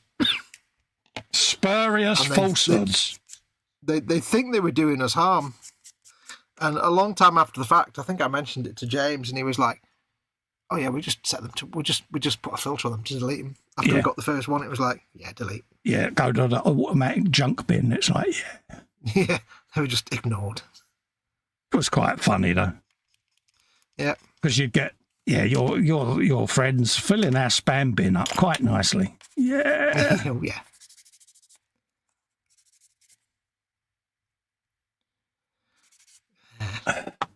Good days, good times. So if any of you out there are falling victim to these type of people, don't take it to heart. You know, when I first started getting this type of problem, I used to take it quite personally, and I developed a large dose of don't give an F-itis, and it happens. It makes you sometimes come across as a little bit aloof because people are trying to be friendly, but you become very on guard. And that's the only downside with it, Fox, isn't it? We're quite outgoing people, and we like dealing with chat, and we like dealing with folks that come in and say hi. But it does change how you deal with things, doesn't it? It makes you a little bit guarded. And that's the only thing I don't like about it, because it does change a little bit of your personality, but just one of them things. You learn to adapt eventually, but it's... Of course you do. But at first, it's quite a difficult transition, isn't it? Yeah. I mean, similarly to Festa, like when I first started doing YouTube, I was affected by it as well, but you just switch off. You just have to force yourself to switch off. Because me and Festa, we're both sensitive flowers, basically. Yeah, I mean, it's like anything. You know, I know we can be big, brash, and but I'm a chronic depressive, as people know, and so's Fox, you know. So there are times where it can, get you down a bit, but those times are a lot less now because our skins have grown a hell of a lot thicker. Yeah. At first, it's difficult, Yeah, after a while, and you have a long enough period of getting that kind of abuse, and there's no consequences to you, it's like, okay, I can ignore it now. Then. Yeah. And it gets a little bit easier. And I always say, if someone's having a go at me and stalking me, they're probably leaving someone alone that's just got into the hobby. So have at it. But, I've got mates and that, and they'll say, oh, God, I'm getting constant thumbs downs and constant disco. Ignore that. It's an interaction on your channel. That's all YouTube are interested in. Yeah. They don't count whether it's an up or down. It's an interaction. And the way you've got to look at it is you're living in their head rent-free. Yeah. Because they're giving up their time to come to your channel, let it load a video, that's a click-through, watch your content just to leave a thumbs down. It's like, yeah, thank you for the interaction. Now could you tell all your friends to come and do the same? Yeah. It's like the old joke. If you like it, give it a thumbs up. If you don't like it, give it 2 thumbs up. Yeah, exactly. 2 thumbs down. So we've all had it. And that's all I ever say to people. A few people in the Zoom have said it. I'm thinking of setting up a channel. Okay. What should I be wary of? Ah, right. Now let's tell you about internet. You've made it when you get your first stalker and your first troll. It's like, welcome. You're being successful now because you're getting haters. You're getting people who are jealous. But it's funny, I was told years ago, there are people out there that spend their entire day just going around YouTube, thumbs down in content. What a pathetic existence. Yeah. And it's like, because you wouldn't think it, would you? No. But that's what people do. Especially when it doesn't actually do any harm. It actually benefits the channel anyway. Exactly. And it does take you a while to get that in your head, doesn't it? I mean, we've all done it. You sit there, you're looking at stats, and that's the worst thing you can do as a YouTuber, look at stats. So many people I come across are obsessed by how many views they get or how many this or how many that. Ignore it. Don't matter. No, I upload a video. The minute it's uploaded, I've forgotten it. Yeah, I don't even bother about it. No, if it gets 1 view or 1,000 views, I don't care because it's up there forever. Yep. Eventually, someone will watch it. It does make my brain pause a moment though, because it's like stumbling across a video that you don't like and leaving a comment saying I don't like this video. That's fine. Yeah. That's you're allowed to do that. But the people that then habitually go to a channel's videos and thumbs down and do the same kind of comments time after time. It's like, if I don't like someone's content, I just don't watch it. I can guarantee you every video I put up, I will get a number of thumbs downs within a couple of hours. Yeah. But it's like, if you don't like someone's content, just don't watch. I don't understand the logic of not just going, I don't like this person, I shall not watch their content again. Yeah. But it's like guaranteed views. It's like, yay, happy days. Yeah. It's like, I can't tell you how many times I've gone to a channel, listened to the first 5 words to come out of the person's mouth and gone, oh God, I'm not watching that again. Blocked. I just block the channel so it doesn't come up in my YouTube search. Don't recommend channel. It's easy. Yeah, don't recommend this channel because it's garbage. It's like, I don't feel compelled to go onto that channel and say, I had one comment about me shakes. Do you remember? Yeah. Your twitches and your shakes, they're distracting. Oh, sorry about that. Can't help that. You must bus with it. I used to drive a London bus. Yeah. Can't remember seeing that poster. Go back to episode 1 of the video where I say it'll have my favourite movies and my favourite bands as posters. It's not based on a real bus. But they persistently kept on, and it was, I am no longer going to watch the videos. Yeah, bye. Ta-da. Goodbye. The kind of person that criticises a child drawing a house that the windows aren't in the corners. It's like, really? Exactly. But, anyone getting into streaming that is having the stalker problem and getting negative stuff, just change your subscribers mode. Easiest one you can do. And if you're getting it, just all comments need to be pre-approved. Job done. Yeah, Happy days. Especially on lives as well. Just make sure any people that can comment are subscribers and they've subscribed for at least X number of minutes or whatever. Happy days. Joshy B says, yeah, we do like to help each other. We like to give Marcus and JC grief kind of because we love them. Yep, it's always James's fault. Marcus is all you got to do to Marcus is just look at him and go, yeah, he loves that. Marcus Etch, that's what we're going to do. Hugh says the human condition knows no bounds. Absolutely, Hugh. Absolutely, mate. It's easy to say, but it is difficult to do. But the best thing you can do is just ignore it. Exactly. Joshy B sums it up. Don't pay any mind. The Sophie says an easy hassle way free to dealing with people like that. It's called the block button. Absolutely. Banhammer. Yeah. We love the banhammer because, it's funny. I've got friends where they set up YouTube channels and like, could I make you an admin or a mod because I get stalked a lot? Go, yeah, no worries. I'll ban them. I don't care. It's not that you're trying to be a dick and be authoritative. It's just, I've got no qualms about doing it now because, you ban someone and then they hate on me. Well, that's diverted their attention away from someone that's struggling with their hate. So have at it, we all do the banhammer for each other. The best person in the community for the banhammer is our dear friend Paul Stewart, isn't he?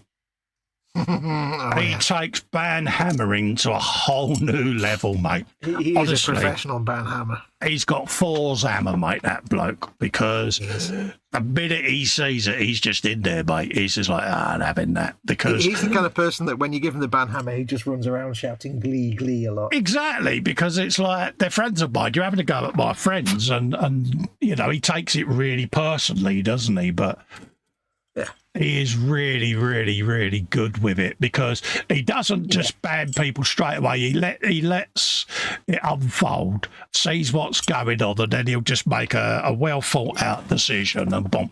And he never messages us because we just say to him, we're not going to question why you've done it. We trust your judgment.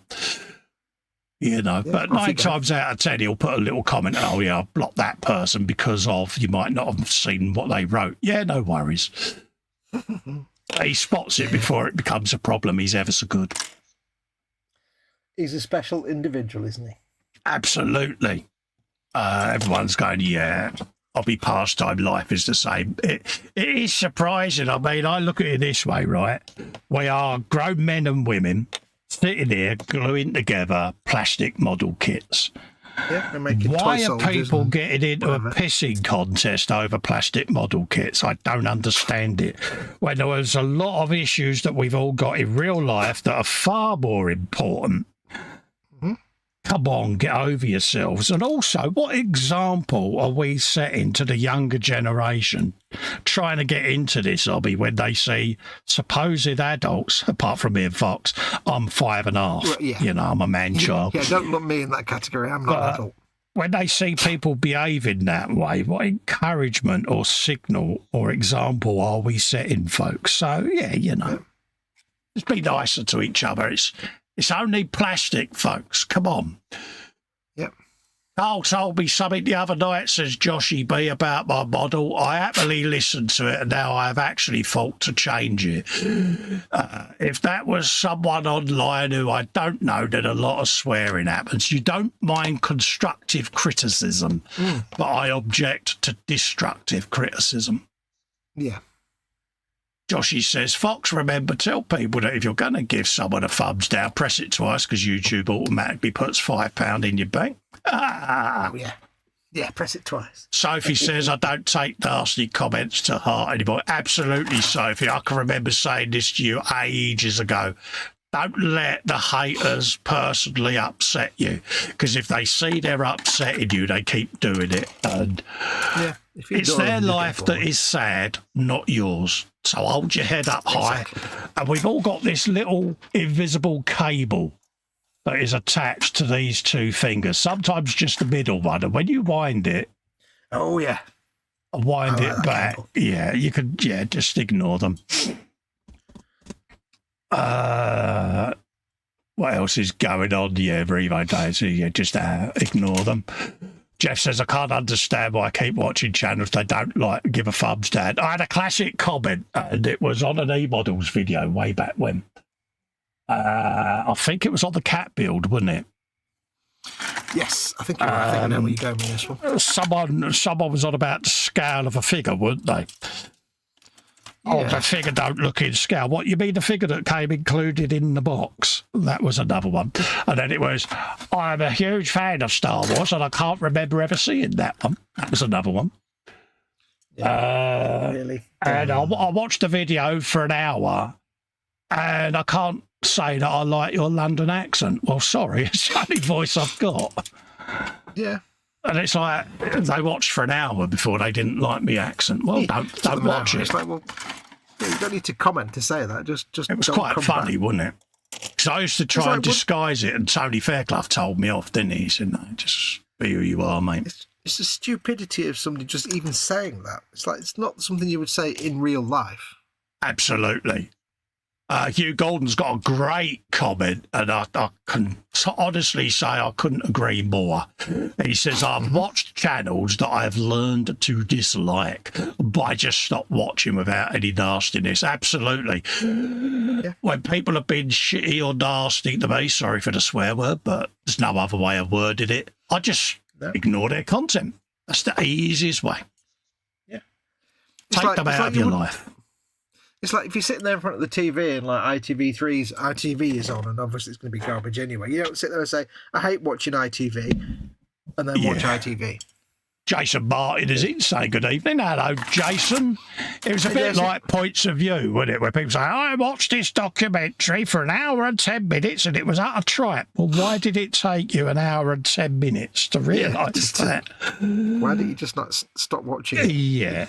Yeah, I felt I had to write in to complain. Why do you think the Director General at the BBC is now going to cancel a £4 million TV show because of you? Yeah. Do you really think they care what you think? Because they don't. Exactly. Joshy says, speaking of accents, he says, I've had a go at doing your voice on Phil's show when you're reading out Max's model names.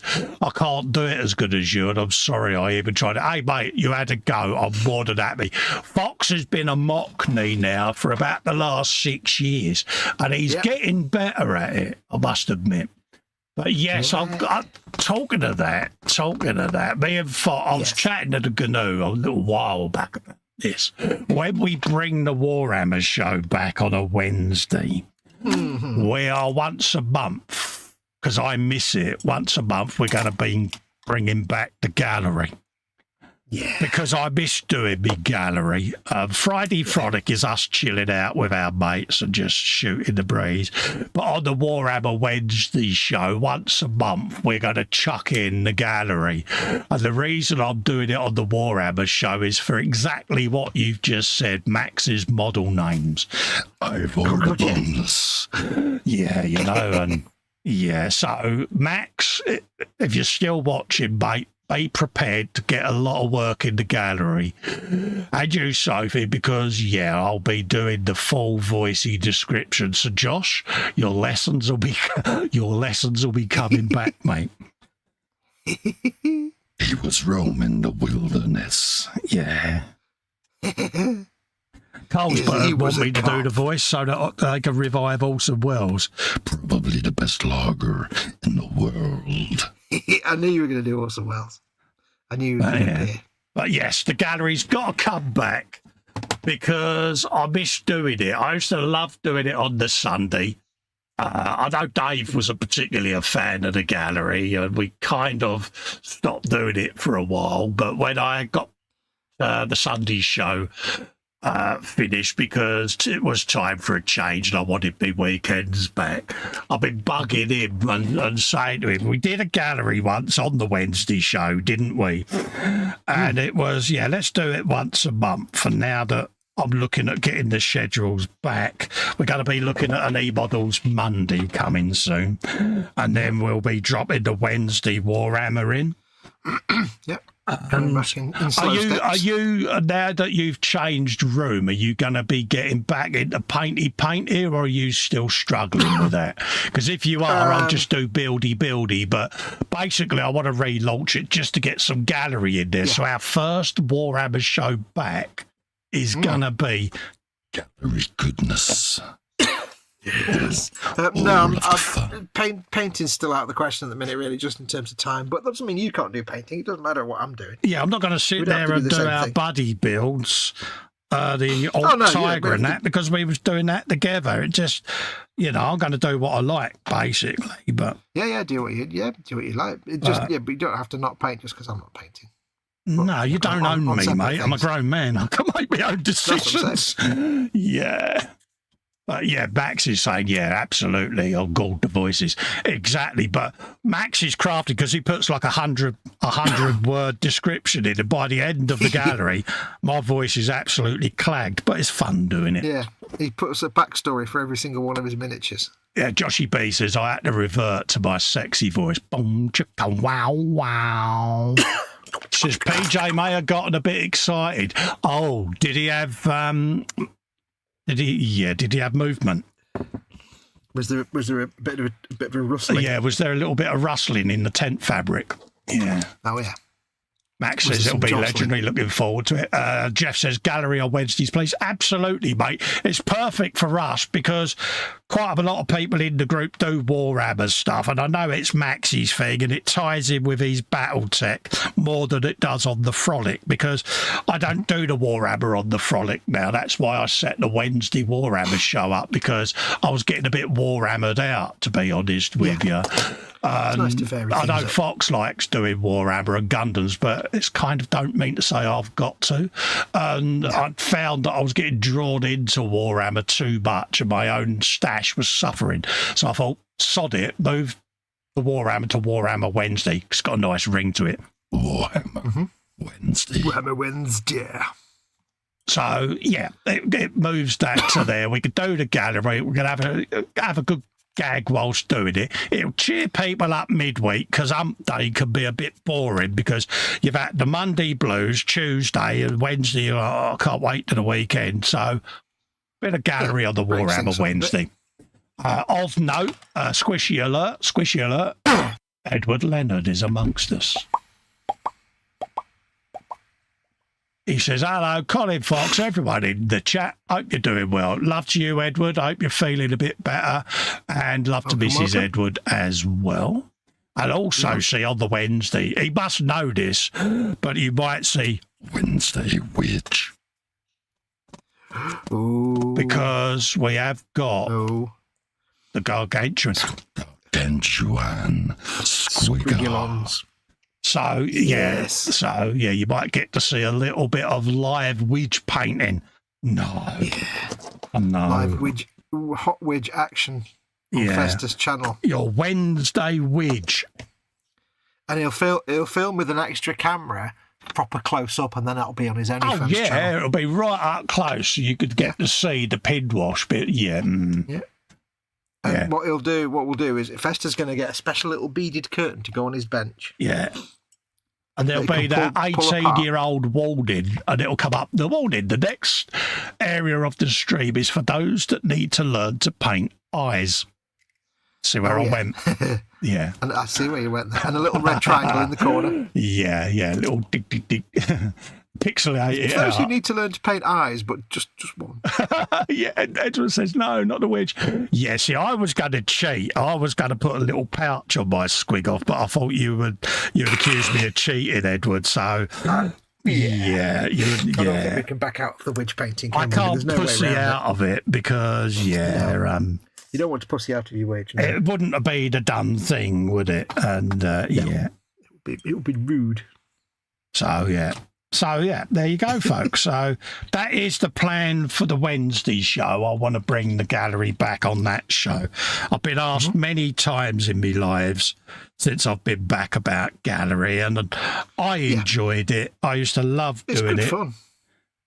On a Sunday, I loved just seeing other people's work, dishing out the ugs of caredness, because people were like, especially with the young uns, Jane's with little Shania. She got to brag on the Monday to her school friends, my work was on YouTube. I love that. Yeah. It's just sharing the love, isn't it? It is, and I'm a bit of an old hippie like that. I do it's nice to be nice, isn't it? Yeah. It doesn't cost anything to be nice. And niceness gets remembered, not nastiness. So there you go. Yeah. Oh, there you go. You get to see all of our work. And it might encourage me to post some of my own work as well in my group, because I am, and people might want to sit comfortably and grab a surface to stabilise themselves. Steady now.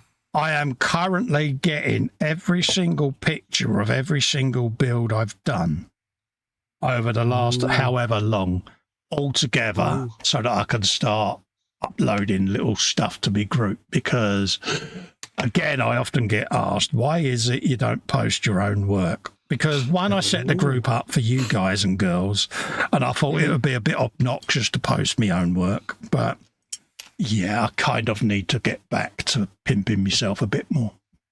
Yeah, absolutely, it is the way forward. Max says, Phil's Michael Caine impression. His Michael Caine is really good, isn't it? Don't throw them spears at me. Joshy says, Mark, not that I've had one for years now, as I don't use Facebook except for only posting photos in the model galleries. When I used to get trolls years ago, I'd play with them and wind them up more. I very rarely use my main profile. I just log in as me group. And But messing with the trolls on Facebook can be fun. Yeah. Especially if they've been stupid to add you as a friend, because you can go to their profile, and when they're having a perfectly lucid comment, you can put in a totally inappropriate one like, I like cakes, do you? And they might be talking about a holiday they've been on or whatever. Been down here, been there. Yeah, it's not as nice as the seafront in Skegness or Bognor or, Skegness. Yeah, I like painting rivets, do you? It's always fun. Yeah, you can't let it lie. You have to basically give them as good as you get. It's the law of it, basically. And Max is like, yes, I was nice seeing everyone's work. It kind of brings everyone together. Exactly. Unity in the community is what I used to say on the Sunday show. And I'm a firm believer in that. It costs nothing to be nice, does it? Let's be honest. No. And it costs you no pennies at all. And I miss, I looked at my group earlier when Sophie messaged in the chat about, have you seen me Space Marines? And I was scrolling down, seeing people still loyally posting in there. And I'm like, I'm doing you all a disservice by not having the gallery back. So, yeah. Yeah. we'll get it back and running. It's just good fun, and it's nice. It's nice to, you know, give people that feeling of, you know, sharing it, and people say, I was on the telly. Been appreciated. Yeah. And it's nice just to, you know, share that love a little bit. Give people a spotlight, because, you know, you post something in one of the groups and this group scrolls quite quickly and often things get missed. Yeah. And, you know, it's nice just to spotlight those and give them Absolutely. the attention they deserve. Yeah. And I love all of that because, I'm getting another one to probably get into the habit of is when you post in the group. If you create an album for yourself, say, for instance, Sophie, I think Max has got an album, I'm not sure, but just create an album, you know, Sophie's work, Max's work. Post all your pictures in that album. So as your archive of photos grows, people can go, oh, Max does that, Battletech, let's go and have a look at his album. People can find every Battletech picture you've posted without having to spend 6 years scrolling through the group. Try and get into the habit of creating yourselves an album when you post your first lot of works. You can still go in and do it if you've posted, like, say, for instance, Sophie, if you haven't got an album, go in, post a new picture into the album, and then click the add button, and you can go for all your archive and go add to album. I can't do it my end because obviously I can't create the album for you and move your content because you've posted it from your computer. Only you can do that.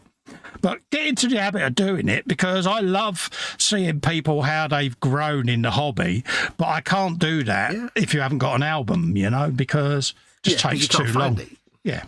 It's good practice to get into that habit on your own pages and things anyway. Yes. But definitely in groups, in any groups, always do that, because it's like playlists on YouTube channels. If you've got a YouTube channel, for the love of dog, put stuff in playlists. Yeah. You know, if you've got, you know, every album by a particular band, you have it in an album sequence, don't you?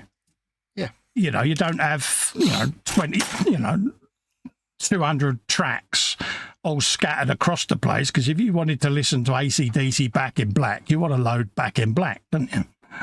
Yep. So nothing frustrates me more when I go to a channel and I'm like, I watch a video and it's like, that was a really good video, and it's part one of a 10-part, like, whatever it is. Right, let's watch the next one. Wait, where is the next one? How do I find it? It's on their channel somewhere, but they do like 5 videos a day. Yeah, it's one of the first things I did on YouTube, playlists, but I just treat YouTube and Facebook like an iPhone playlist, you know. And I just say to people, if you haven't got a playlist, I'm not going to spend time searching for the next episode in that series. You need to make it obvious. So yeah, if you've got a Facebook page and that, do it. It's for your own benefit, you know. I mean, I think I've got an album in my group from memory. I'm sure I got some of my work in there at some point, but just get into it, because it lets other people that may want to follow you see your work. And especially if you're starting a channel, people will get to see your work and they'll go, do you know something? They've got a YouTube channel. I'm going to go and subscribe to them. Yeah, because ultimately nobody is ever going to use the search function on Facebook to find all your other pictures. And even if you do, let's say I thought, I want to see more of Festa's pictures, do a search for Festa, it shows you some of the stuff, but not every post, and not even in the right order. So it's impossible to find stuff on Facebook search. Especially if you've got more than one way of logging onto Facebook.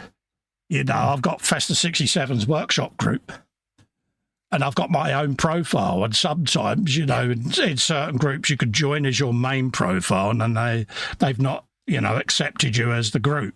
So you're posting content as both Festa 67 and Colin. So if you do a search for one, it's not going to pick up all the other posts. So nope. It's easy to miss out that way. I've done that before now. Exactly. So it's just a way of doing it. And I think it'll help other people, because then see in the album description, if you've got a YouTube channel, you can go, I've got a YouTube channel at so-and-so, so-and-so. You, like mine's youtube.com at Festa67. Bung that in. People can go, look, they got a channel. Click the link. Bang. Subscribe. There you go. Easy, isn't it? All the relevant information can be in there. Max says, I just imagine Peter Sellers' voice from the Pink Panther, laughing my ass off. Yeah, I'm an officer of the law. chat's not up to date. World's worst Peter Sellers. Let's have a look. Jeff says the youngsters are the ones we should be encouraging most. Little Shinier is a fantastic painter. Yeah. Fishing Festa, says Josh. I used to like baiting the water a bit when they're biting and then hook one when they commented. It was entertaining for half an hour before I got bored and blocked. Yeah. Oh, absolutely. It's so easy to do though sometimes, isn't it? Well, yeah, because people come in to try best with you and it's like, okay, you've had your fun. You know, I'll go and give you a taste of your own medicine. Yeah, none of us like lowering ourselves to that level, but sometimes when you've had a complete and utter grade A tip bobble, you can't help but go, yeah, I'm not letting you get away with that. My favourite is when somebody comes on claiming to have a certain a knowledge of something, but aggressively so. Yeah. Like, I'm the expert on this, and when it's something that I already do know, and I can demonstrate. So what I like to do is just let them go off, carry on with their, I know this, blah, blah, blah, blah, blah. And then in the end of it, let them carry on for a bit, and then just say, here's some evidence. I can always remember before I become part of the A.Models build team, you was getting, how can we say, quite nasty personal comments in one of the A.Models live shows, and I kind of kicked off, didn't I, at said individual, and you didn't really know me back then, did you? And no, I can be quite direct, and I went for this person, and I was like, no, I'm not having that. And it surprised you and Ted, didn't it? But it was like, yeah, cheers for that, mate, because you hadn't seen what was going on at the time, had you? And because obviously you're live. It was stuff in chat that I'd actually missed. And I'm like, no, I'm not having that. And I just went for them. It was like, no. And I think it shocked them because they thought they was going to get away with it and didn't. Yeah, because they know that, like, when you're doing a live stream, you can't really afford to respond to trolls and stuff. No. As the presenter or the host, you can't do it. You and I both know that. Yeah. But they were assuming that we'd just, trying to get to raise to the bait. It's like, it was quite funny. Yeah. It was. I had one the other day on a discussion forum talking about Stalker 2. Oh right, yeah. And somebody was like asking for help with the setup to get the game to run smoothly and stuff on their 4070 Ti Super, and I was like, well, I've got one of them. Here's how I've got it set up, and it's nice 60 FPS, no problem. These are my settings. See if this works for you. And this guy comes on. No, you can't get 60 FPS on a 4070. I've got a 4080 and I can't get 60 FPS.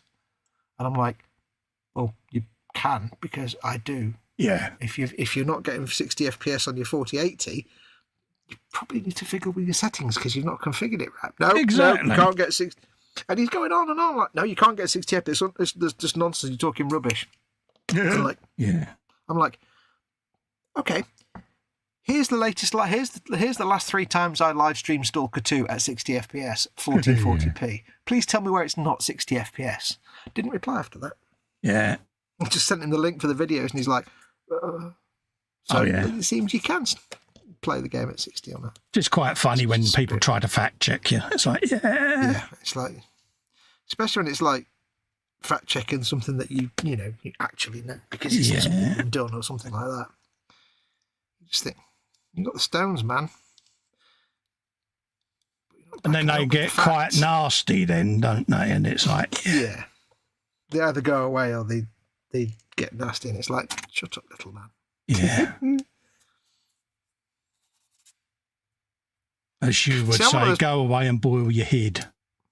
Oh, indulge your head. See, I'm one of those people that, like, if you get into that kind of conversation where you're going a bit of back and forth with someone, if I don't know, then I'll be like, okay, well, explain it to me where I'm wrong, because I'm happy to learn. If I don't know something, well, okay, well, educate me. But there are just the people that, if they're wrong about something, they just won't admit it and they'll just defend their position even more. And it's like you're being presented with evidence and you're still denying it. That's just arrogance, and it's not pretty. That always makes me giggle when that happens. Yeah. Here is some solid evidence to not back up your claim. No. Like, you know, flat earthers, for example. Oh, mate. Yeah. You love the flat earthers, don't you? Oh, mate, yeah, I can accept them all day long, mate, because they're Do comedy you subscribe gold. to those YouTube channels where it's the flat earth deniers? Yeah, Yeah, there's a few of them. I catch them every now and then. I go on SpaceX a lot, you know, and Yeah. as you know, they crop up on there, and it's like, explain this theory to me, I'm new. And off they go. It's like, one of them did it, didn't they? They was like, people mock flat earthers, but we're all over the globe. ... And then the chat just goes, do you realise what you just said there? Yeah. There was a lot of it with the Artemis, wasn't there? Flat earthers take coming it as a out of the learning woodwork. moment. The dark side of the moon, it's like, that means that you can go round the back of it. Interesting. Here's the footage of them going around the round moon. Yeah. It's not. You can't do anything for the hard of thinking, really, at the end of the day. You can't change their opinion no because they're helping so set in their ways. Yeah. If they're at the point where logic does nothing or evidence does nothing, then it's like, it's just... It's a shame because, like, don't get me wrong, everyone's entitled to their opinion. You know, that's what life is all about at the end of the day. Opinion's fine, but when you don't accept the evidence that tells you it's wrong. Yeah, but it is quite fun. Yeah. Let's try and get that in there. Or as the adverts used to say, that bloke's a nutter. Absolutely. Now, if I put the sticker on, can I mask it later when I'm at varnish? I think you can. Or do I want to matte varnish first? Let's try and get this Matte hair varnish right. first. I like to put the foil stickers you get for the eyes and stuff. I don't really like most of the stickers, but I like the foil stickers for eyes. Oh, right, They're very shiny. So I like to use those on these, but I have to matte varnish the head first because there's no point putting the shiny stickers on and then matte varnishing it because that would be a bit silly. It does. So I might Right. varnish and panel line it first and then... Nice little bit of a V-fin on his helmet there. Tiny, these high grades. I've not done that many 1/44th high grade kits, and they're so small.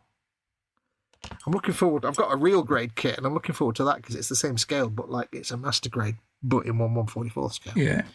Which is just insanity, if you ask me. That's all right. Then we don't need those because it's for a different head. Tray. Do I have a little tray? What else don't we need? Don't need that. Oh, a little German. Let's cut off all the bits we don't need then. Gentlemen, know your bits. So we don't need that. Don't need them. Don't need them. Chat. Where are we up to? I did Carl saying he was off for the night. Oh, yeah.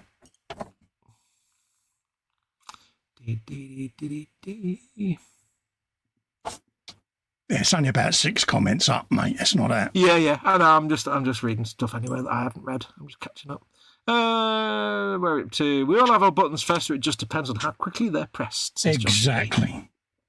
Yep. I only use the Facebook I've had since day one to post stuff in the galleries, but my profile is set to private, so no one can see anything anyway. Same here. Josh, he says, "It's all good, Jeff." Yes, it's Shania. Oh, all right. He apologised for misspelling it. Then I misread it. Don't need that. Josh, he says, a lot of people were upset on April the 1st, weren't they? Pictures of the rocket and the moon and so on. Oh, yeah. It was quite entertaining, wasn't it? Yeah. Pink Floyd was enough proof of the dark side of the moon, and Transformers where they go to retrieve that item from the crashed Autobot ship. Fact. Absolute there's that. Absolute facts. Can't get around that one.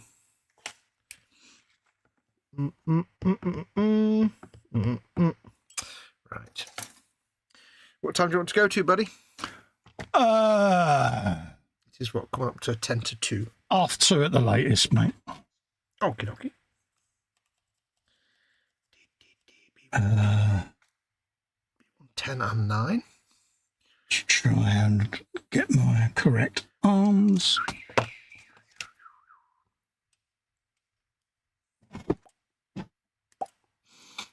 Oh, that's gone quick, isn't it? Yeah. Swigger, I'll keep an eye out for the... Were you going to be on fish and chips tonight? as far as I know, mate, yeah. Friday.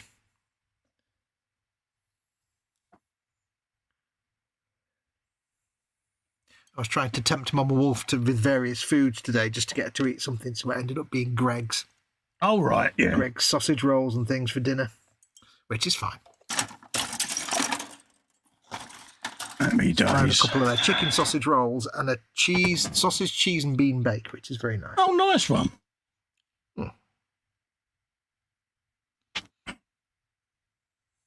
Absolutely. I'm just keeping an eye on the screen, waiting for this annoying StreamYard countdown timer. So if I'm quiet, it's because I'm looking at the screen. Because normally if I start gluing something together around this time, you get that bloody annoying StreamYard countdown timer pop up.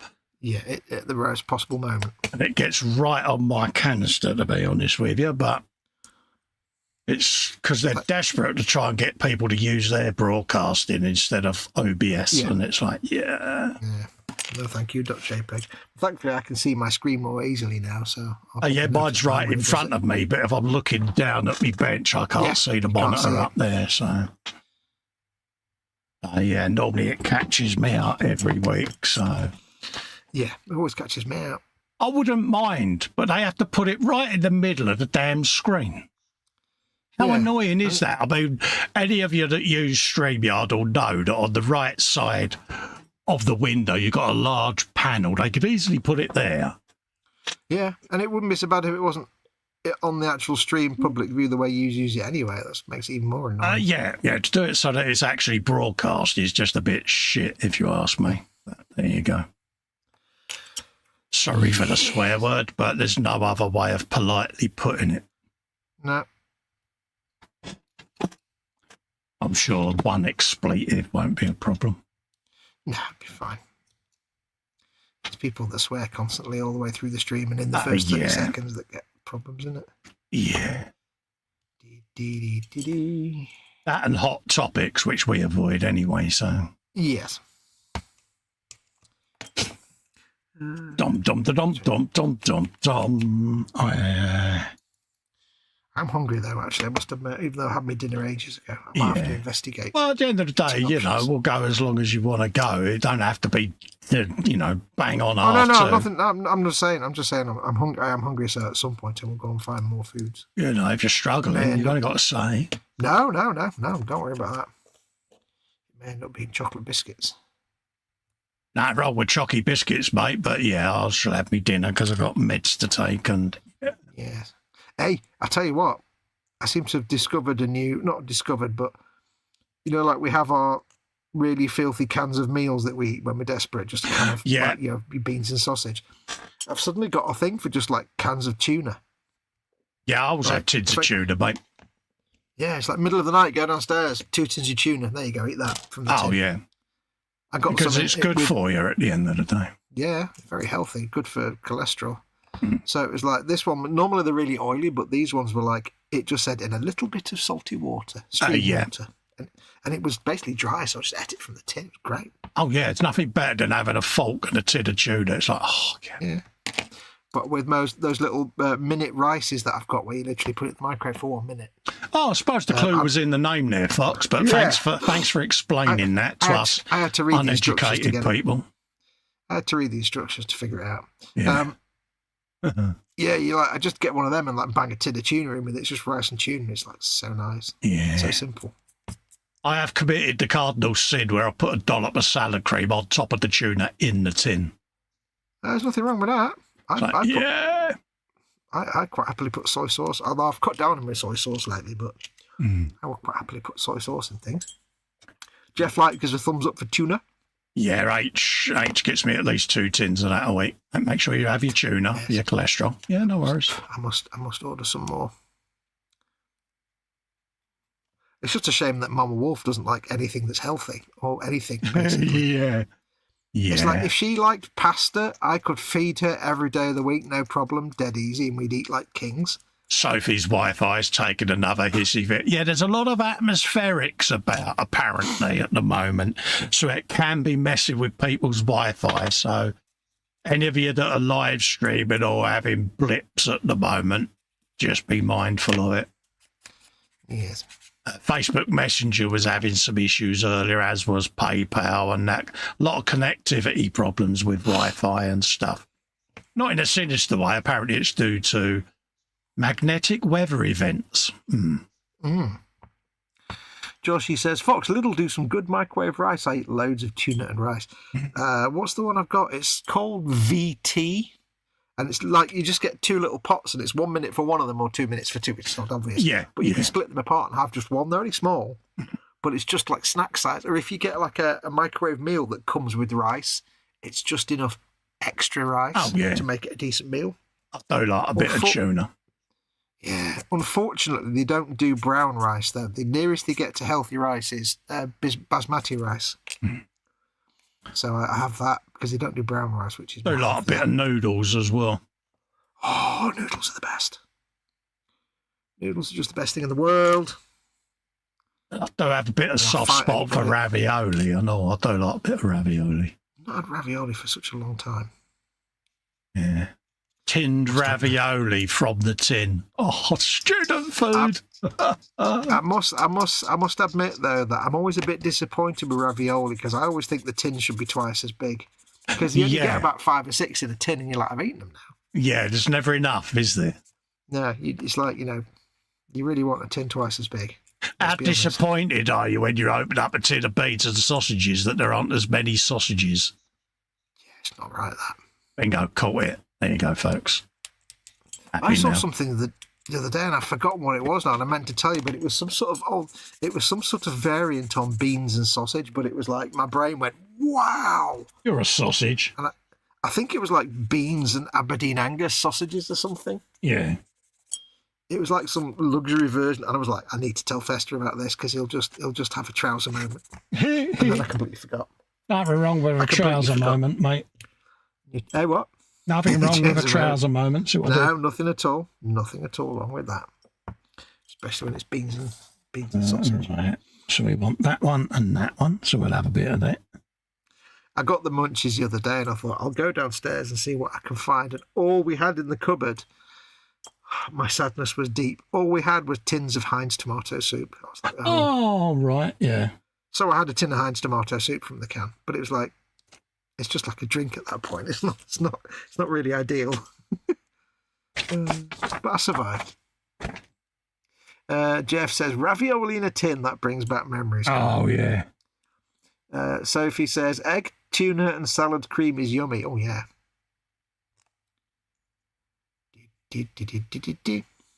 To come on then, chat, we've obviously stumbled on something here. What is your go-to late night, early morning, bingy student food? Yeah, food from a tin or equivalent or something along those lines. Yeah. Filth. Your dirty, filthy food habit. Dirty. You can get brown rice in a bag, but you have to cook, and I may be wrong, but I think Uncle Ben's do a microwave. I'm not that keen on the Uncle Ben's microwave rice, to be honest. They're always a bit, I don't know, pasty and bland. Although I like the golden rice. But yeah, but you can get like, I've got a rice cooker, rice steamer to make rice in, but it's like 8 minutes for brown rice, which isn't a problem. But it's the pain of then having to wash the steamer out all the time, which is very fine sieve, and it's like, getting all the bits out. But if I can bang something in the microwave for a minute. Oh, yeah, all day long, mate. Yeah. I seem to have found a whole lot of things from the co-op that cooking time is like less than 3 minutes. And then the rice is a minute. I'm like, I'm eating my dinner within 4 minutes here. This is just the best thing in the world. Oh, yeah. Because I don't do cooking. I do like a bit of the old beans and bangers, I must admit. I am partial to that. I think I've decided that tins of stag chili is actually really good to eat cold. I couldn't quite decide if it was evil or good. I've decided it's good. Bill says Dairy Lee Triangle on their own, straight out of foil. Oh, Good yeah. shout. But do you open it up and eat it, or do you squeeze it out of a little tiny hole in the corner? There's the thing. Which way do you do it? When I was a kid, I used to tip the corner off and squeeze it out. I have been known to sit there with a large jar of Marmite and a spoon and consume the entire jar. Oh, I couldn't do that. That's too much salt for me. That's too rich for my tastes. Yeah. I'd probably curl up into a little ball and just desiccate. H was most disgusted with me. I am not surprised. Yeah. Can't remember what we was watching, but I literally sat there with a spoon, and it weren't small spoonfuls, it was large dollops. She's like, I can't believe you've done that.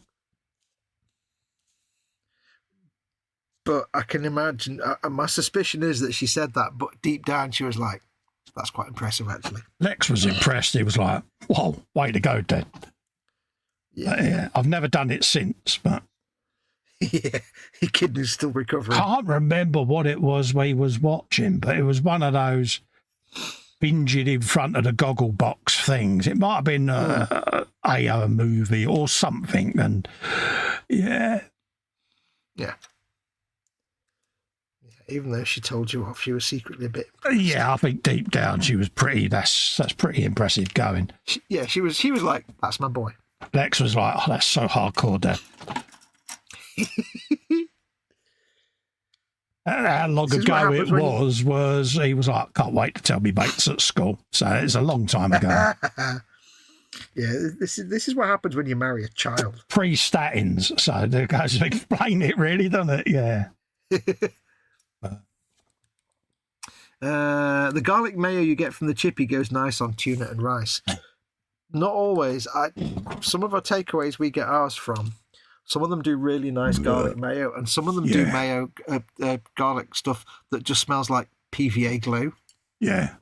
Which doesn't want to eat. Now you're talking Jeff Spaghetti Oops. Oh, mate. Spaghetti Oops. I want Spaghetti Oops now. Yeah.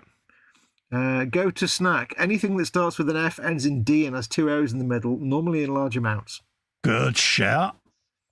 Yeah. Sophie's homemade biscuits, cakes, cookies, and muffins are also yummy, says Sophie. Oh, nice I have one. none in my cupboard.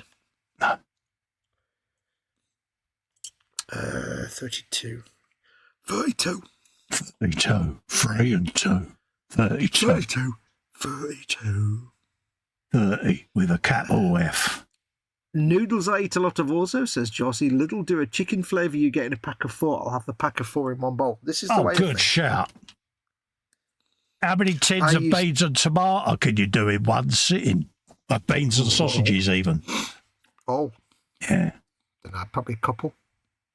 We used to have, it's gone now, but one of our local sort of Chinese takeaways was Japanese takeaway, sort of. It was like a Chinese-Japanese fusion.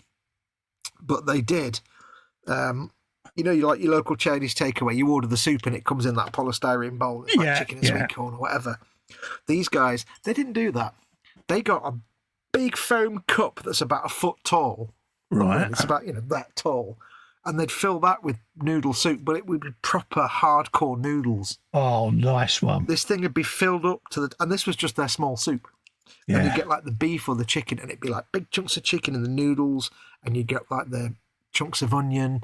Oh, and I used to have we have that takeaway like twice a week because I just love their soup. And my shortcut to ordering in my browser was just Chinese takeaway massive soup. Oh, right, yeah. That's what I called the shortcut, the favourite link. I missed it when they shut down and was gutted because it's like, nobody made soup like them. It's just so big. Yeah, I'm lucky my chippy does northern gravies. Yeah, you're a very lucky man down south with the northern. But there is talk that he might be retiring. He needs to make sure he's got someone taking over that knows what they're doing. Yeah, so I don't know how accurate. As H has said, next time she goes up, she'll try and find out a bit more. Yeah, and tell him if he wants to retire, he's going to have to explain that to Auntie Winnie. Yeah, Miss Marple. You know what I mean? Yeah, that'll stop him. May have had pie bash and liquor during the week, mate, just saying. You absolute... Oh... like you anymore. Go away. Go on. Just go away. Somebody turn his internet off. Punishment. Minx. Don't like you anymore. Oh, it was gorgeous, mate. And it was double Not pie listening. and all, mate. La, la, la. Oh, what? Yeah. Double pie? Yeah, double pie. Yeah. And you do 10 pies, 10 mash and 10 gravy. Mash went in the rice ring, mate. Around the edge of the plate, double pie in the middle, lick a floater. Get in there, my son. I'm not talking to you anymore. Yeah. She did say, aren't you sending a picture to the well-spoken man? I went, he might disown me if I do, love. Wait, hang on. He tried to encourage me to do it, mate. Just saying. Are you saying that your missus is trying to scar me emotionally? Yeah. Knowingly. Yeah. Ooh. I know. My opinion. So, this isn't right, you know. yeah. So, and I will grass you if you are negative to her in any way. I will dob you in. But if I then explain that you were throwing her under the bus, do you think that'll help me? No. No, because she instigated it, didn't she, by getting me to try to... Yeah. That's true, yeah. Well, so you say. Yeah. Oh, right. Is it like that with you? Okay. Yes. You know that's going to backfire. Yeah, pretty much. That's the thing, is I'm not in a position where I have to be afraid of H, because I don't get the Gibbs slap if something goes wrong. Absolutely. Whereas you do. So Sophie says, welcome to Food Live Stream. You should know us by now, Sophie. Bench belly beverage. We all do it in this hobby. Food gets mentioned. It is important. We need to know all of the ingredients. yeah, We got to know. it's, survival is first order of the day. Absolutely. You don't eat, you die. I look forward to coming in and finding out about Sophie's muffins and stuff. It's like happy days. Yeah. Keeps me going. Do you know what I've got a craving for no reason at all? What's that, mate? A really thick casserole of some sort. Oh, Beef fat. yeah. Just like slow cook. We haven't got a slow cooker anymore because it died, but it's like I must get another one. I've got a slow the thing cooker, is but she's asleep at the moment. Oh. Dun, 10 XP. dun, dun, dun, dun, dun, dun. I was going to try and do the NCIS transition noise, but it's just like I can't do it.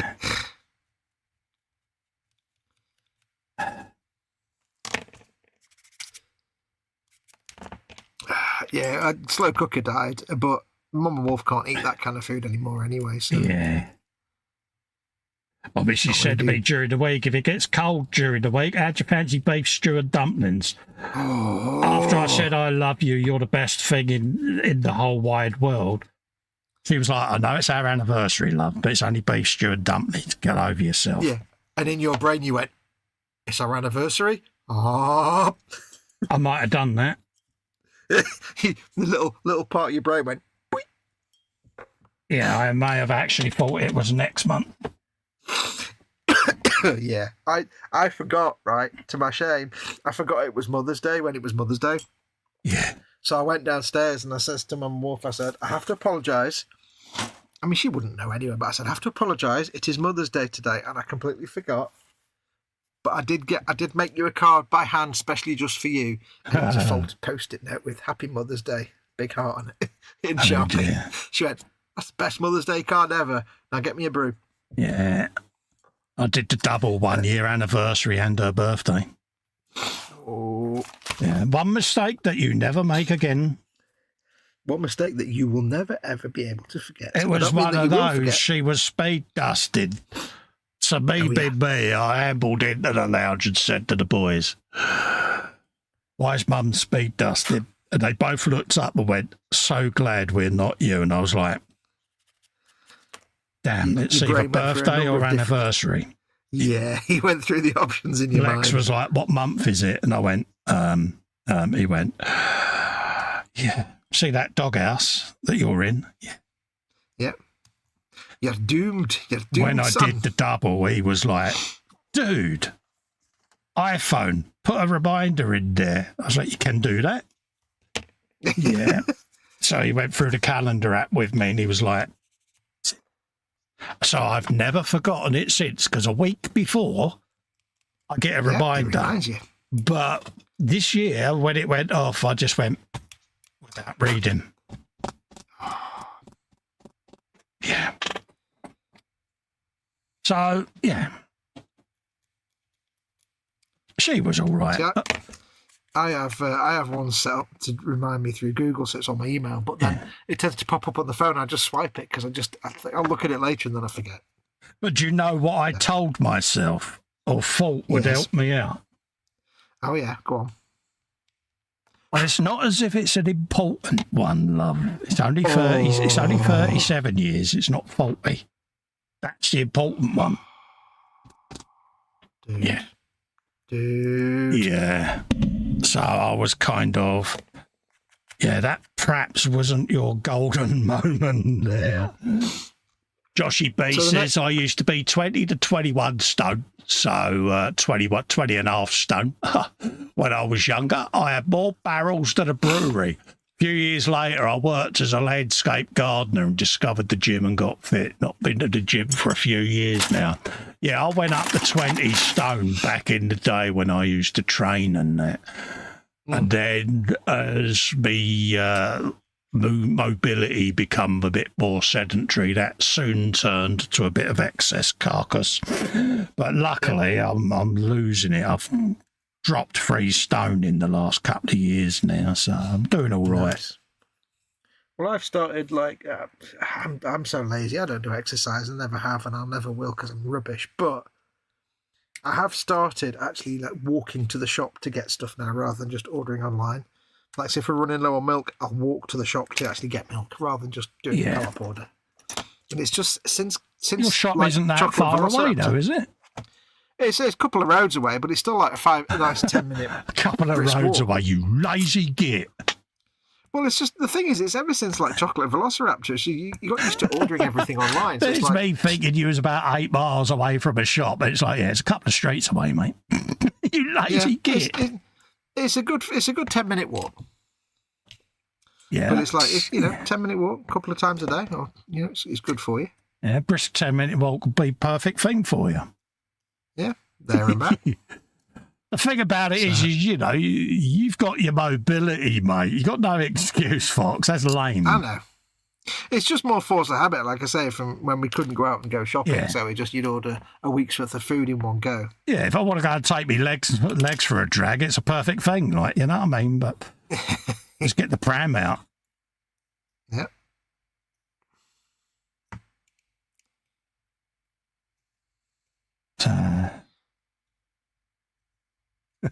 Very sedentary life. You are bad. For someone who's like you say, you've got no physical disability, it's like, yeah. Yeah. I'm just one of those people. Yeah. You're one of those people.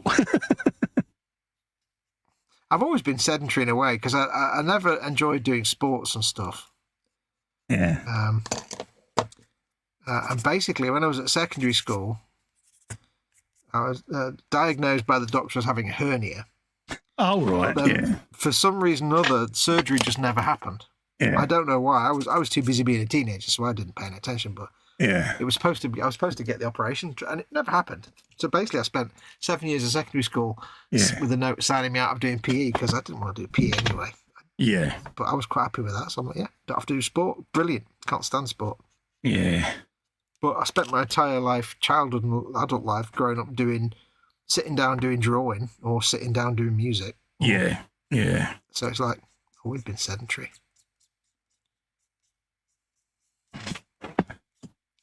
But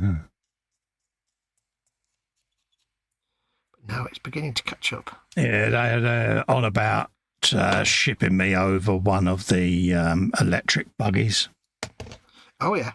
Because obviously where I've had a lot of me back fused, a manual pushy wheelchair is a little bit awkward. And they're like, we'll get you a buggy, but it's still that even then, there's still that in the back of your mind, isn't there? You know what I mean? It's like, yeah, you're like, my brain still is, a pram. I don't want it. my brain is out there for disabled people, and yeah.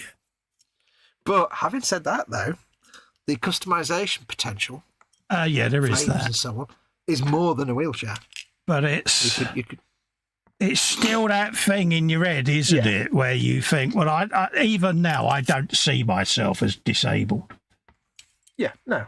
and you know, it's you have this stigma in your head that they're for old folk, and it's like, well, you know, you're nearly 60 and you can't get about under your own steam, and you need something to help you get out more. Then it makes logical sense, but it's still that self-imposed stigma that we all put on ourselves, isn't it? There's a kind of, not a finality to it, but it's a kind of realization that it's got to that point. It's like It's a constant talking to reminder, someone isn't elderly. it? Yeah, and it's like, it's no different to like taking an elderly parent and trying to explain to them that they need to go into a home and they don't really want to. Yeah. It's that kind of thing. Or, you know, me trying to get Mama Wolf to accept carers. It's never going to happen. Yeah. She's never going to let it happen. Yeah. Because she's a cantankerous old bugger.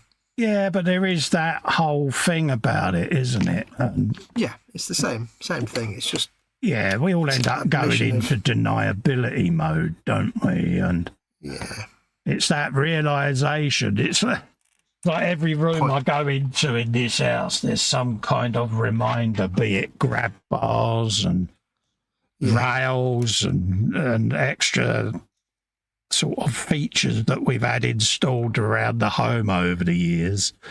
And it's just that constant bloody reminder, you know, that sticks and crutches upstairs and downstairs. And, you know, H was on about getting a stair lift, and I'm like, no way. No, you didn't want that. And, yeah, you know, but it is one of them things, and you get fed up with being reminded, you know, you go to the loo, there's grab bars, there's this, there's that, you know, and it's like, oh, crying out loud. It's just a reminder of mortality and of exactly. And don't get me wrong, frailty and weakness, isn't it? I don't fear death. You know, ever since I got my prognosis, I know my chance of making old bones is a lot more remote than yours, and I accept that. I ain't got a problem with that. Yeah. But I don't need a constant reminder that I struggle to get about, if that makes sense. It's hard enough. You don't need getting about, let alone constantly getting bloody reminded of it. And you don't need a constant countdown clock, do you? Yeah, and it just annoys you, doesn't it? Because it just reaffirms that things aren't what they once were. And it's not that you're in denial mode, because I accept the condition of what it is and of what it's going to do, and that ain't the problem. But every now and then you're like, I only want to go over there. I don't what yeah, you know. Like getting around the man cave with all the grab handles everywhere. It's like, you know, if I want to get to thing, I plot my route so that when that arm reaches out, I've got that handle within reach and that, you know, and it's like, oh, really? Yeah. I only want to go down there. It's just having to plan something that once you just did without thinking. It's not. Yeah. You know, if something falls on the floor, your instinctive is to bend down or get down to try and get it. Yeah, do you remember the last time I did that live on air? How did that work out for me? Yeah. For us, hilariously, but for you, not so good. Exactly. You know, so you have to take that idiot blokeness out of it and go, yeah, I can't actually do that. And educating yourself just to leave it there, and Pickle will come in and pick it up later. It's still, you know, it shouldn't be down to him. He shouldn't have to do that, you know. No. But it is what it is. Because like H says, yeah, you'll get down there eventually, but if you're on your own, you can't get back up again. No. You know. But that is the one thing with the buggy, I suppose, is at least there's a way to... Yeah. I don't know if personalise it is the right word, but to at least imprint your mark on it in some way. So if I got one of them electric buggies, I'm going to put a Suzuki Hayabusa engine in it. Yeah. But that's the thing. I mean, it can then become something you own rather than something that owns you. Yeah. Rather than, you know, a wheelchair. You can't really do much to a wheelchair. Yeah, the only difficulty is if it's a lease one that they supply, then obviously that's the only thing. They'll have a problem with that. But yeah, we'll find out. I could always have some kind of wrap done, and I'll just wrap it and then peel the wrap off when it goes to go back, you know. Yeah, so that's an option.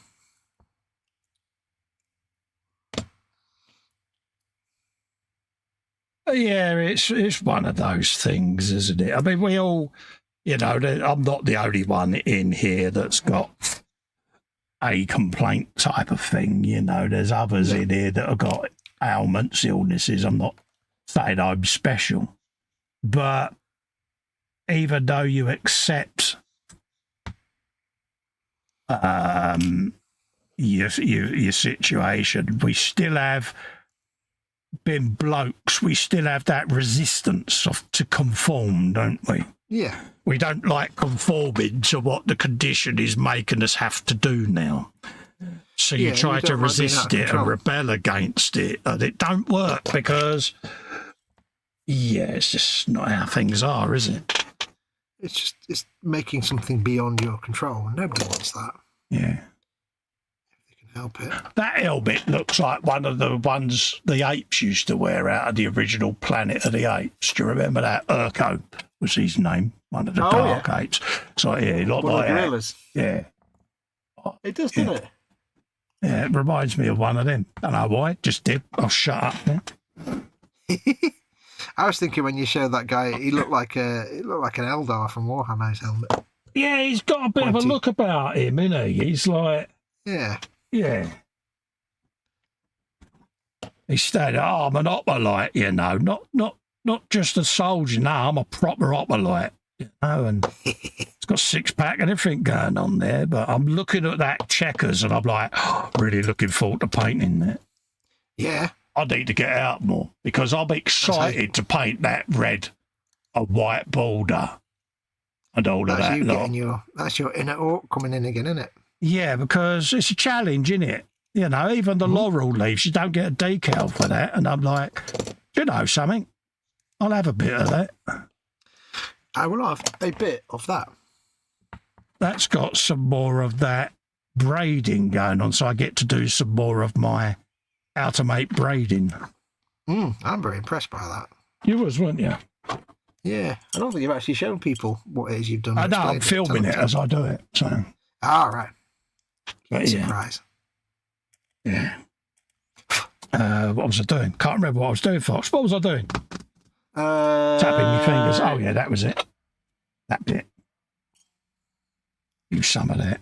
Now, do we want that one? Or do we want the pair? Don't need the barnet because that's not used. That don't actually appear on any of the sprues. Isn't that weird? That's strange. They do. They do. Number 8 does, which is that one. So these two that don't appear anywhere are not needed. They're additional bits. Oh, mate, you know I'm going to have at the end of this, I've got loads of greebles. Oh, nice. Spare arms and stuff. Spare arms? Yeah. So basically, the mini art stuff, you can do multiple figures from some of the same sprues, and then each variant, they then say, well, you don't need this arm to build this one, you want that arm. And their way of saving money on moulding, I suppose. Oh, I see, like unused parts and stuff. Yeah, it makes logical sense to me, anyway. Get that on Bandai, where they do like variations of the same thing. They just use the same sprues. I mean, you get it with Warhammer, but I don't because I have to use everything. So. Yeah, you don't have options. But it's like on these, the Macedonian guy, I built everything because I've got extra blades and swords and spikes, and I just cut bits of sprue to make additional shafts so that I've got multiple shafts with different ends on them. Sounded wrong. I do apologise. There we go, folks. That's tonight's bottom level. Yeah. Now I need to show you my shaft. Just to... No. Are you going to show your shafts live on the telly? Just to show you what I mean, yeah. Gonna flop me shafts out, Fox. He needs to make sure you fully understand his shaft situation. So you get that one. Shut your mouth. Then you get multiple ends that you can put on it. So instead of doing that, all I did is I used offcuts of sprue to make shorter, throwable, javelin-type speary ones. So I'm going to have several of them stuck on the ground. When I was, here's a thing, I was debating it, but I thought it might be a bit gory. In situ. Yeah, it was one of those, you think of an idea and you think, actually, that might be workable. Let's just put them there so that I don't keep switching. Is I was going to have one of them poking up out the dio. Yeah. With an head on it. Oh, we had. Oh, right. Okay, that was not expecting that. Yeah, that makes sense. Do it. But I thought, are people going to think that that's a bit too gory? But then I thought, back in them days, that's the type of thing they did. Yeah, as a gladiator. All gory. But would people, with the old Macedonian bloke going around with, because on the box art, he's got blood on his sword and that. But part of me thought, would that be construed as being a little bit glorifying violence, Well, not if it's of the time. Yeah, because he's got blood on his sword there. Sure, and I thought, well, if he's got a short happened. spike stuck behind him with someone's canister on it. But then I thought, perhaps people might think that's a step too far, Cole, because... No, to me, it would seem to me that would be a completely... what do you think in the chat? Yeah. Out of interest, because the last thing you want to do is post something in your group that might offend people.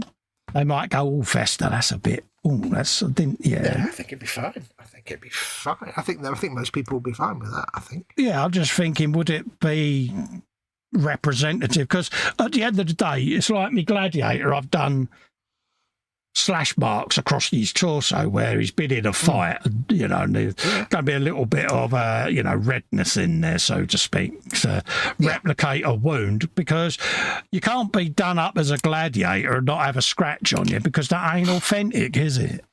I mean, it's no different to having like a Warhammer model of a monster with like half a torso lying on the floor because it's eaten somebody. Yeah, I know, but I didn't know whether people would go, "Oh, that's a little bit sick." Yeah, I think they'd be all right, but see what they say. Yeah, it is one of those, because as builders, we don't want to over-glorify things, do we? No. And I just thought, would people think that that was a step too far? I don't know. Yeah, just interested. What we got there? Bill says, I was the same with the walk-in frame. I had to get over the embarrassment and the attitude that they are for old people. At the end of the day, it does make life so much easier now. Yeah, I mean, I've got the forearm crutches. They got the big stirrup that goes along your forearm that you strap, and you've got a bent part at the front with a gripper on it, like so. And you walk along like you with ski poles, because they're a lot easier with me spine, because I'm putting me weight through me forearms and I'm not pushing down using my shoulders and stretching me back, because I've got fusions, see, so they was given to me by the spine people, because they looked at the ordinary ones with the wrappy part around the forearms, like, they're not doing your back any good, mate. You need to have these ones, and we're going to replace them. But they're the ones that said about the electric scooter, or the buggy, not a scooter. Scooter's got two wheels, but you know what I mean, the little buggies. Because again, pushing myself around manually, when you're leaning forward and pushing, you're overextending areas of your back that you're now got fixed, especially since the most recent op. Yeah, you don't need to be doing any of that. Yeah, we need to stop that and get you a different one, because that's probably what contributed to your first one failing, that and bumping down the stairs on your bum. But yeah you got grassed up on that one.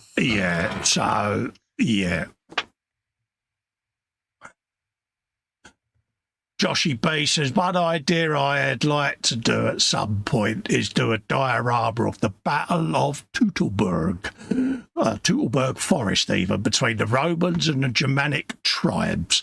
The tribes did some pretty horrific things to Roman corpses. Exactly, mate. You know, it's not as if I'm going to do a crucifixion scene, because obviously there might be people that get offended at that, but I just thought, would that work? I mean, I've got no problem doing it, so to speak.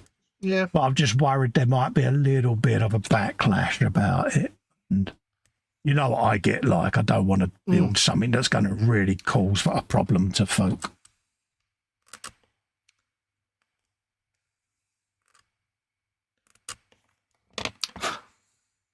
You know, we care at the end of the day. Yeah. Historically, it would be reasonably accurate, because there I think so. There were a lot of traditions, especially in like amongst the Mesopotamian tribes. Yeah. Of things like, if you wanted to cause maximum harm to your enemy, you would not allow them to be buried anywhere. Yeah, but you've only got to look at Vlad the Impaler and things like that from that era. You know, it was a thing. Yeah. Torture, like, you know, unburied remains wouldn't go on to the afterlife. Yeah. Or down to the netherworld. So, you know, things like heads on spikes and all that kind of stuff again would be absolutely in character. Yeah, it's one of those, you know. I mean, we've all seen Warhammers with skulls and faces and Space Marines getting trodden on as people are, you know, machines and stuff are walking over monsters them. And things. You know, some of the 40k bases are quite graphic, you know. So. Yeah. It's one of those, you know. I mean, I don't think it will be unnecessarily graphic if you. No, I'm not exactly going to go, you know, with entrails hanging out and stuff like that. It's just going to be a facsimile of what, you know, it is, and it'll be done where it's behind him. So it's only going to be at certain angles as it's turned that you'll actually realise it's there. Yeah. But I just thought, well, he's walking around with a bloodied sword. Where did the blood come from? So exactly. Being that there was spare heads in there, I thought I'd build one and just, Yeah. We'll see. I can have it as a removable thing, but then it gets back to your model, your build, doesn't it, type thing. Yeah. But whatever you want the story to be of that image. Yeah, I mean, we've had it in the past where we've seen stuff that glorified World War II violence against a particular race of people. We know the posts I'm on about. But that was done in a totally different context, you know what I mean? And we're not doing that. No.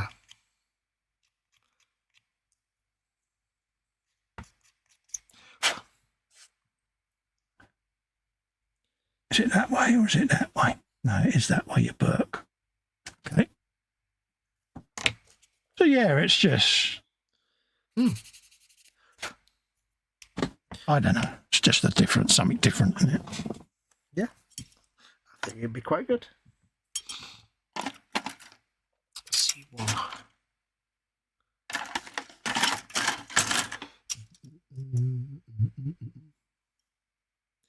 C1, where's C? C2. Yeah, I can see how that fits. Happy days. Squish that in there. Because then all of this will come back and get de-seamed next week, see? So. Or sanded, so to speak. Sanded, scraped and blended and all of that. I like to blend it. Nothing wrong with a bit of blendage, mate. Nope. Not worried about that because I've got to smooth that all down. So I can put a load of gloop in there. Gloop. And that in there. Just rest that on there like so. Right, let's have a looky-loo. Joshy says, if you want bodies on spikes, you can always do a model of Vlad the Impaler.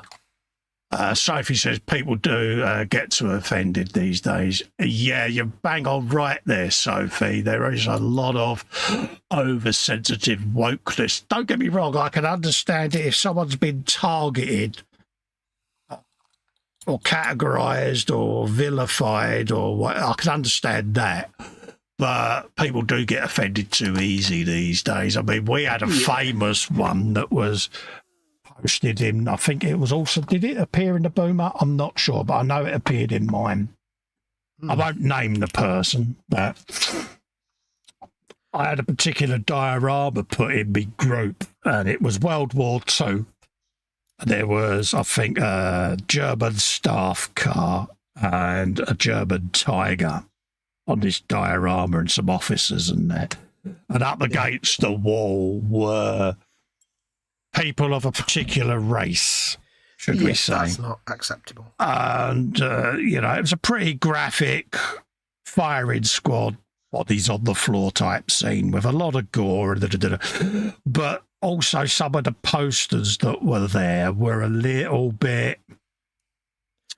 Yeah. You know the one I mean. I can't go into too much detail because the algorithm will pick it up. It was basically, there was no way to misinterpret the message of the thing. It wasn't exactly in any way a historical. It was just like, that was not. Yeah, and I went and checked the person's profile out, and there was lots of references and negative things towards this particular race of people. I'd love to go into more detail, but the algorithm will pick it up and I'll get done. No, there was no way in any timeline where that would be remotely excusable. So I politely messaged said individual, and I got a load of negativity and, dare I say it, white supremacist type stuff aimed at me. And it was enough for me to go, goodbye.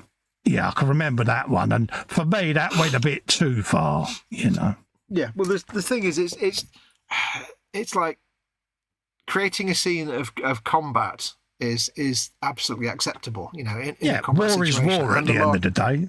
Yeah, and the markings therein. But when it's a scene of genocide or anything like that, or any of those kind of things, got it. That's not acceptable. That's you don't need to make a representation of things like that. Yes. Soldiers fighting each other and in combat, that's fine because that's what they do. You're not glorifying any of it. Yeah. But no, when you involve civilians, it's like... I just thought it was... Yeah. That's when there's an obvious message. And you can't misinterpret that message, and there's no way that somebody can say... There's no way for them to disguise it or condone it, is there? Because it's like, it's obvious what your intention was with that message. You're not saying something veiled thinly. It's obvious what you're saying. I mean, normally with me and Fox, if we see a post that gets done like that, first thing I tend to do is go and check the individual's profile. Yep, same here. I just look at random albums and stuff and just see whether I can get a take on their leanings, should we say. Yeah. And 9 times out of 10, you can see stuff that might raise an alarm bell. You can then say, that was done to antagonise. And it doesn't take much looking around to find that out, And no, it's like I had, because in the E-Models group, setting up the rules there, and somebody actually came in and said, "Hi, thanks for letting me in the group. I just wanted to know, am I allowed to post like models of, say, World War II German vehicles?" With emblems and stuff. Yeah, and I said, don't panic. It's absolutely fine. There's actually a rule of it in the group rules. Yeah. Which basically says, you can post that kind of stuff because it's historically accurate, but it's, Yeah. Obviously don't put it in the centre of the shot and have a massive big shot of it and start preaching ideologies, because then obviously it's problematic. Yeah.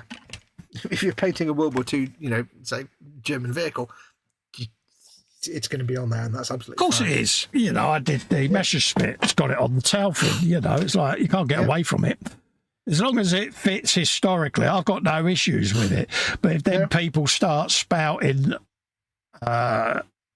references to that particular ideology, then you've got to be careful, because, Facebook's algorithm and YouTube's, they pick that up really quickly. And that's it. You've then got that stigma or black mark on you that, once it's there, that's it. Yeah. I mean, the thing with the modelling thing is ideally in a, especially with any kind of combat modelling, like whatever the combat theatre is, it's not that often that it's really about a message. You're often just saying, here is a vehicle that was used in this particular conflict. Here it Absolutely. is. It might be a little diorama, but it's typically, you're not saying, here's my ideology. You're saying, here's a tank, here's a plane. It's like, yeah, cool, it's a bit of artwork. Yeah, I can remember someone did a pretty tasteless build of the Ayrton Senna crash. Oh, yeah. You know what I mean? The people that it got posted said, look, it's not the subject that's the problem.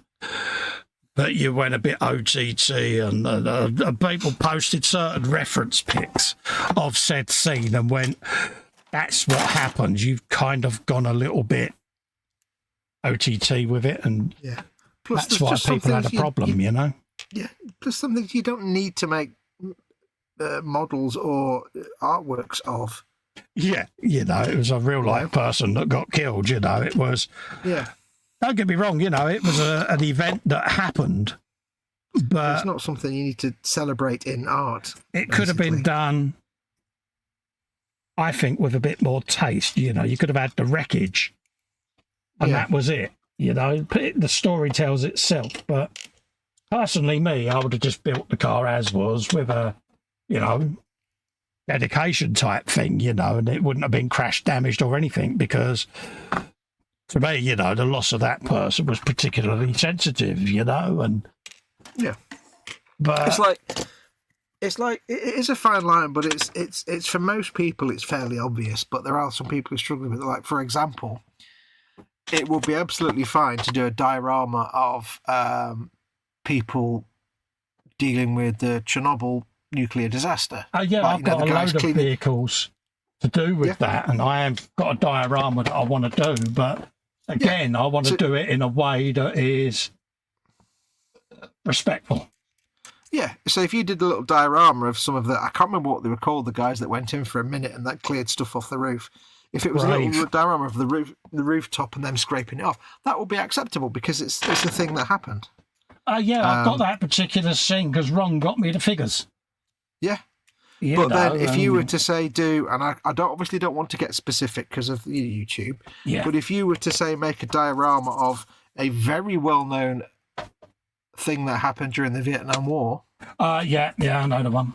Or a very well-known photograph of two soldiers and a civilian in, I think it was the Korean War. It might have been the Vietnam. I think it was the Korean War.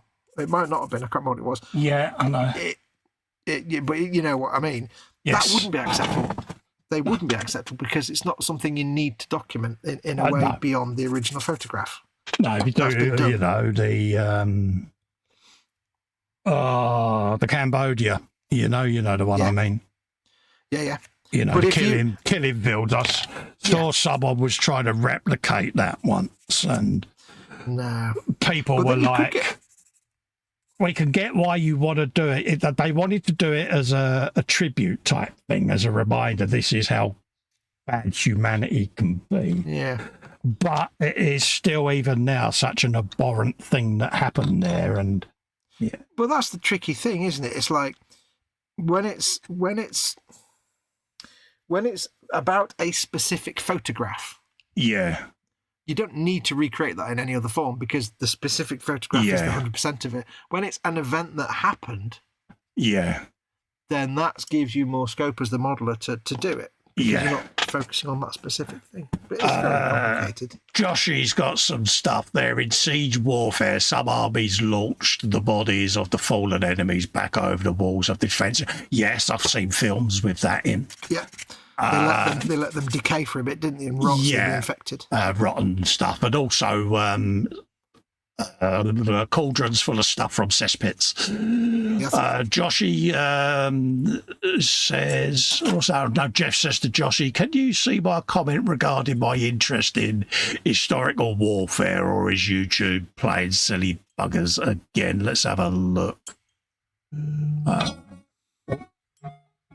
Stop that for a minute.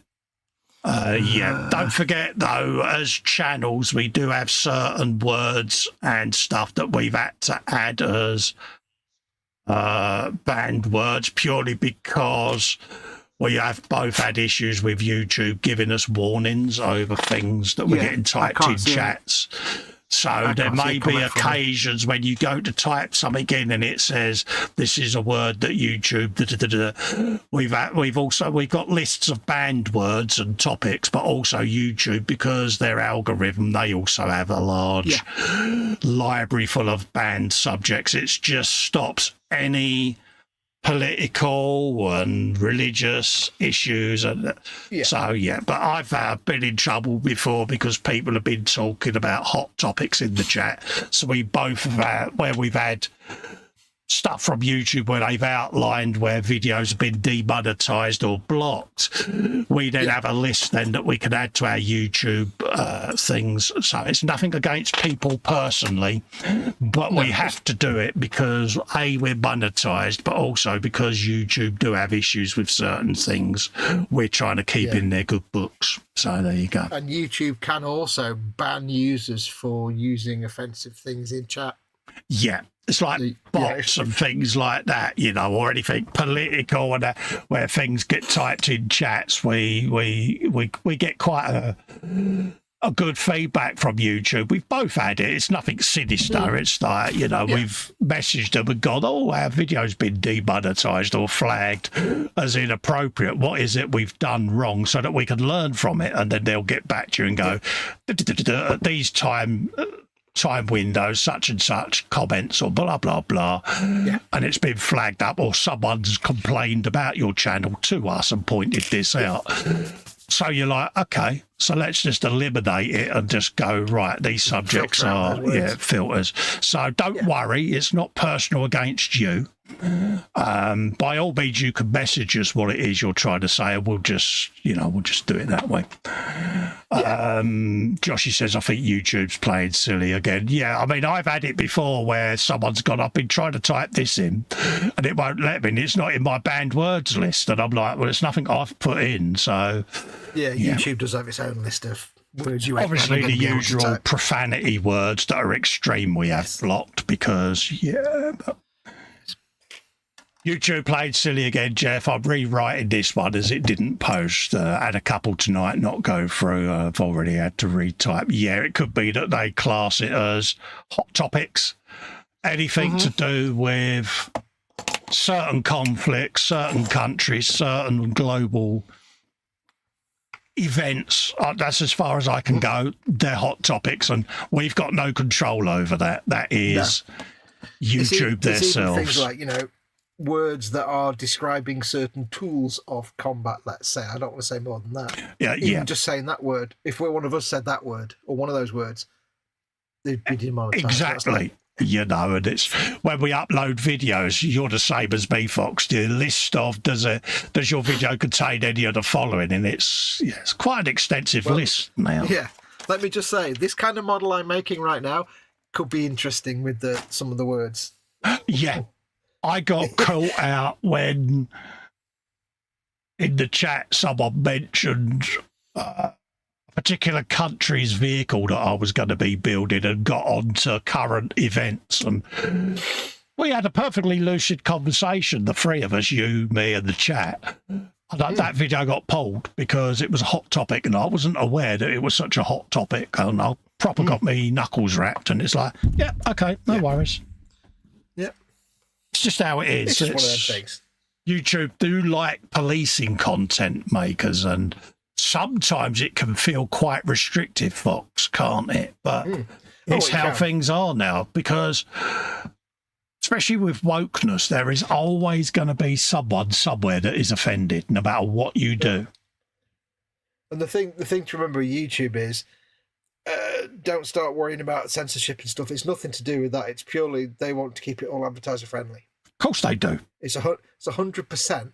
They don't want to upset people paying money to advertise on YouTube. So because that's who's paying YouTube's bills at the end of the day. They'll get anything pointy and take it out so that advertisers don't pull out. You know, and at the end of the day, they're hosting our content for nothing. Yep. So the least we could do is abide by their rules. Yes. It's just... Sometimes you can feel hamstrung by it. It's all right if you've got, 10 subscribers. You can say and do what you like. But I noticed this when I first got monetized. There was a lot of stuff in my archives, and I often get asked, "Oh, why did you pull that content, Cole? I used to enjoy watching them videos, but they're no longer available. Did you remove them?" No, I was kind of told that if I wanted to maintain the monetization, some of the language or subjects was too much. So I was quite amused when I did my. You remember I did that. You got pulled, didn't you, on what you thought was a perfectly innocent one, didn't you? Yeah, I did that Metal Gear Solid Striker that I built. That was it. And it's the first time I've ever seen it since. If I go into my videos, it says, "This video is not eligible for monetization." Yeah. And I don't know why. I don't know whether it's like because I used some Metal Gear Solid sound effects. I doubt it. No, because that would have come up as a copyright thing, wouldn't it? Claim. Yeah. I don't really know what, but it wasn't.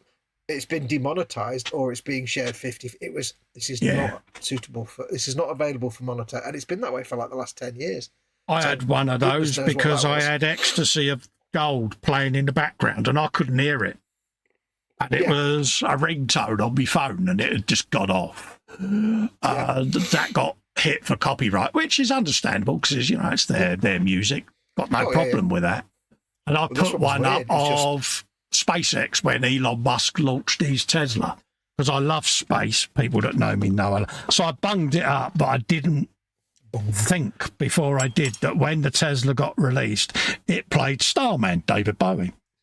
Yeah. So that had a, thing from the music company, you can't monetize this out. Yeah, no worries, mate.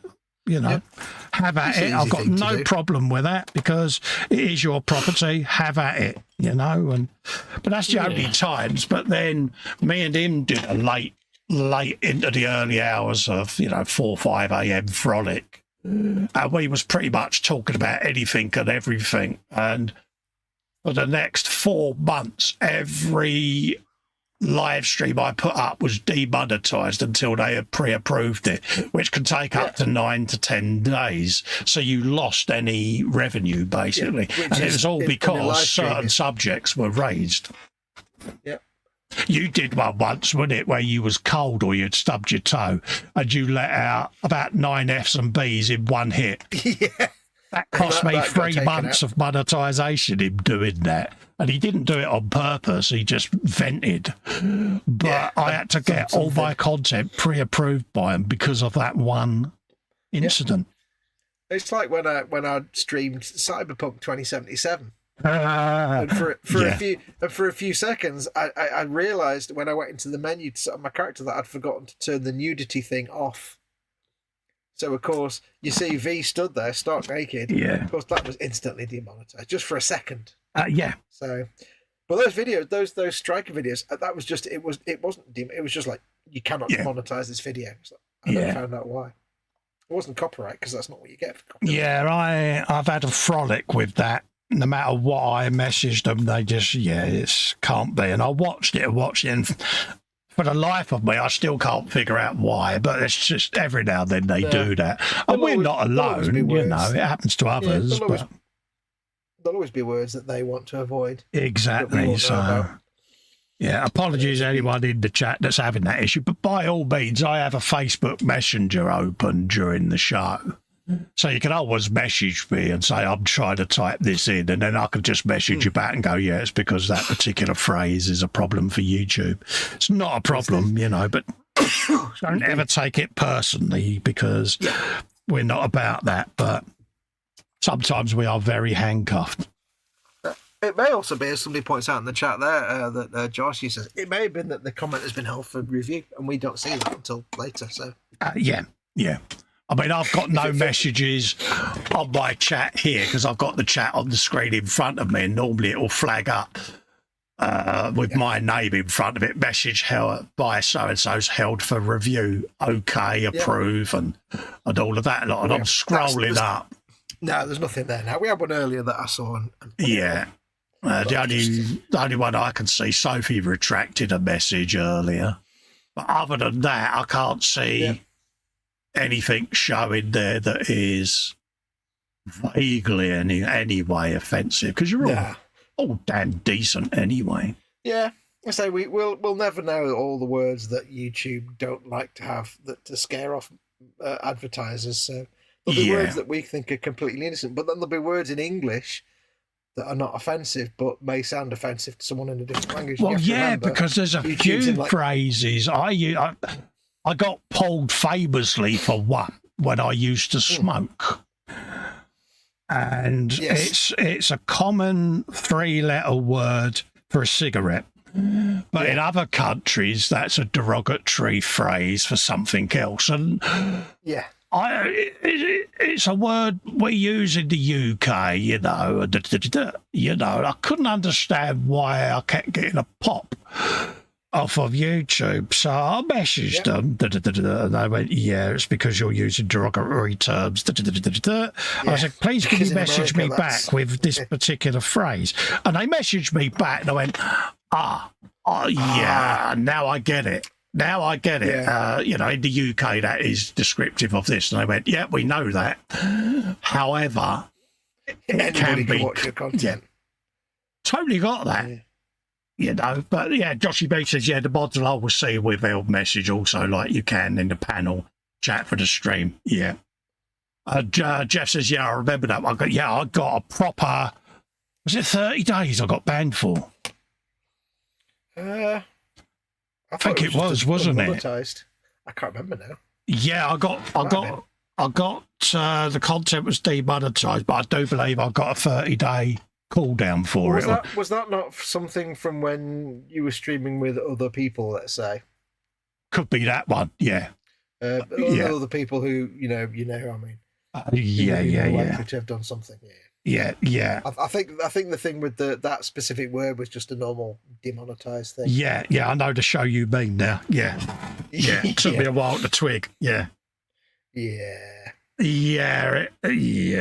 I've still got that in a private list on my YouTube channel. That one, and it's not a good watch, mate, is it? No, I mean the way I try to approach YouTube, and I fail sometimes. You know, we get carried away in conversation, and words come out that you don't mean. Yeah, and I'm just as guilty of 2 secs, mate. Whilst you're chatting, I'm just going to get H up. Oh yeah, I'm just as guilty as like kiboshing Festa's monetization. And it's never done deliberately because, of course, I don't want to affect my mate's income. But I try when I'm doing, at least when I'm streaming it, I try to approach YouTube the same way that I approach communication on Xbox. Basically, on Xbox, if you're using voice chat or text chat or anything within the Xbox system, the way they work is... anything that's publicly viewable, like your profile, your gamer picture, your bio in your profile, or any communications you have, must be suitable for all ages, because people of all ages can have access to Xbox Network. So yes, games can be adult, because a child wouldn't play an adult game. But if you're having like messages with someone, or you're in a game and you're having chat, and you're using like abusive or offensive language, Xbox can pull you for it. So I've tried over the years to be the same on YouTube, and just basically thought to myself, just pretend I'm on Xbox. It's just keep everything family friendly. Yeah. And sometimes you slip, but often you'll see me say like, "Oh goodness," or "Oh golly," or "Oh biscuits," because I'm deliberately trying to make sure, because I swear like a trooper in real life. Same here. So if you do YouTube and you want to avoid anything, then just stick in the family friendly thing, and try not to use words that might be misconstrued in other places as rude words. Oh yeah, right? I mean, we can all use profanity with the best of them, and we forget sometimes, don't we? I mean, you only have to think about how many words in Vietnamese and in Thai are incredibly rude in English. Yes. Yeah, name of an island, for example. You see what I mean? So it's an innocent word in that country, but in English. So it's no different to me saying, you know, a word that in English is innocent. Festa saying his word for a cigarette, and in English is perfectly fine. But in his case, America, that word is not fine. Exactly. And I was aware of the word's existence in the US, don't get me wrong, but it's just it's such a throwaway word that you use, you know, and the worst thing I did is I was gasping for a cigarette.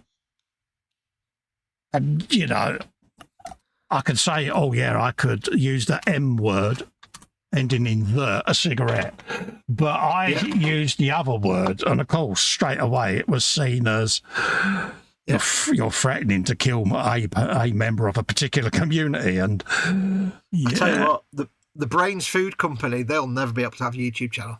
Oh no, because Can you imagine that? Hey, why did we set up a YouTube channel? Why don't we not do that? The fact that I got pulled up for that particular category of use of words, homophobia, was quite bizarre. And it kind of makes sense, but at the same time, you're like, really? Totally understand, because I'm the least homophobic person in the world, you know what I mean? And I got no issues, you know what I mean? And I just found it bizarre. And I was chatting to him, I can't believe I've just been pulled up for this. And we was going through stuff. And we both smoked at the time. And I said, I'll watch it back. Yeah. He said, I've got a feeling I know exactly why. And he said this phrase. And I went, oh, yeah, of course. Because, as you can see it, and you go, really? But really, they don't know the context. It's like, how many times have we had an email or a text message from someone? You've read it and you've looked at that and gone, hold up a minute, are they having a pop? I ain't having that. Yeah. And you send a war and peace of insults and defensive, you know, well, you're having a pop for you miserable old CU, whatever. And they're like, oh, how on earth have you read that way? We could all misread stuff. That's why I prefer to have vocal conversation with people. Yeah. Because one, you can see their facial expressions and body language, so you get to know what meaning they're saying that in. Yeah. And I think as well with that particular word as well, it wouldn't have been a problem had it not been such used widely in gaming culture and video culture. You've got it, exactly. It's like, if that hadn't been the case, if this had been like 30 years ago, it probably wouldn't have been a problem, because, you know. Yeah. So basically, it's the kids' fault. It's all the young ones, and we have to blame them. It was all them young whippersnappers with their rock and their roll and their hippity hop. But it just goes to show you how perfectly innocent conversations can go wrong, you know. Yeah, it's like anything that would put off a company from advertising, they're sensitive to that. Yeah. Which is why, you know, it's just not worth. And, you know, Festa and I always say no religion, no politics. And there's two reasons for that. One, we can't be bothered discussing that kind of stuff anyway in this scenario, because it's not the place to do it. But also, two, it just gets you demonetized within seconds. Yeah, could you still hear me? Because my microphone flagged up has been unplugged just now. No, you're loud and clear. Happy days, yeah. Yeah, and two, you know, advertisers run away from any content with that in it, so YouTube would demonetize you. So. Oh, absolutely. You know, it's unbelievable some of the things that you can get penalised for, and it is a steep learning curve. You know, I mean. Yeah. I know a couple of YouTubers that are getting close to the monetization number.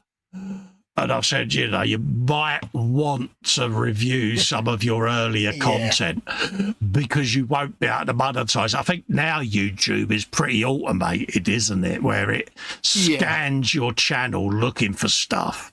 Whereas when we got monetized quite a while back, it was all still quite manual, wasn't it? And did we still have to go through the procedure of getting them to check each video to make sure it was eligible. I think we had to tick the box, didn't we, to check eligibility. And then I think now it's automated, isn't it? When we got monetized, it was just turned on. Yeah. And there you go, bang. But I think it was a bit later, a year or two later, they brought in the whole thing where they retroactively went through all your videos automatically with the algorithms. Yeah. And then said, right, we're going through it all, and some of your videos that might have been monetized, they might now not be monetized. Yeah, because we had a few dozen videos each, didn't we, where we then had to get it checked by... 5-6 years ago, wasn't it? Yeah, it was, you know, get this checked by a human, wasn't it? And...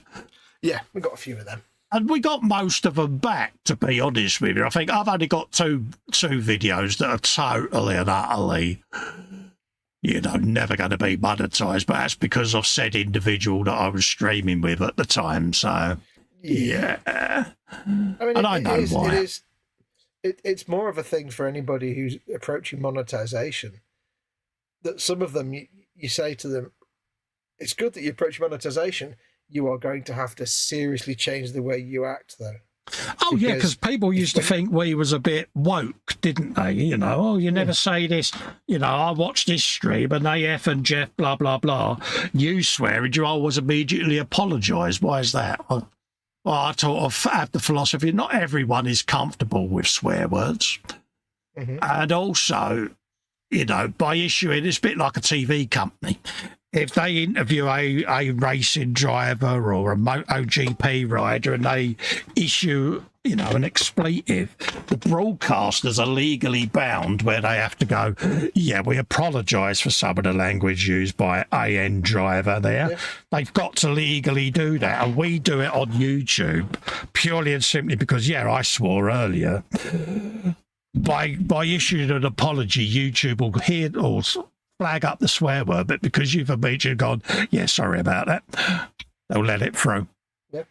Because that's the thing, even with the swearing, it's like, you know, the occasional swear word isn't going to cause a problem for YouTube, and we know that. Like, if the YouTube's basic rule is if you swear within the first 30 seconds of video, yeah, or you swear repeatedly and constantly, then the monetization is under threat. And we know that. Yes. But it doesn't mean, but it's common sense to us to just say, just don't swear at all.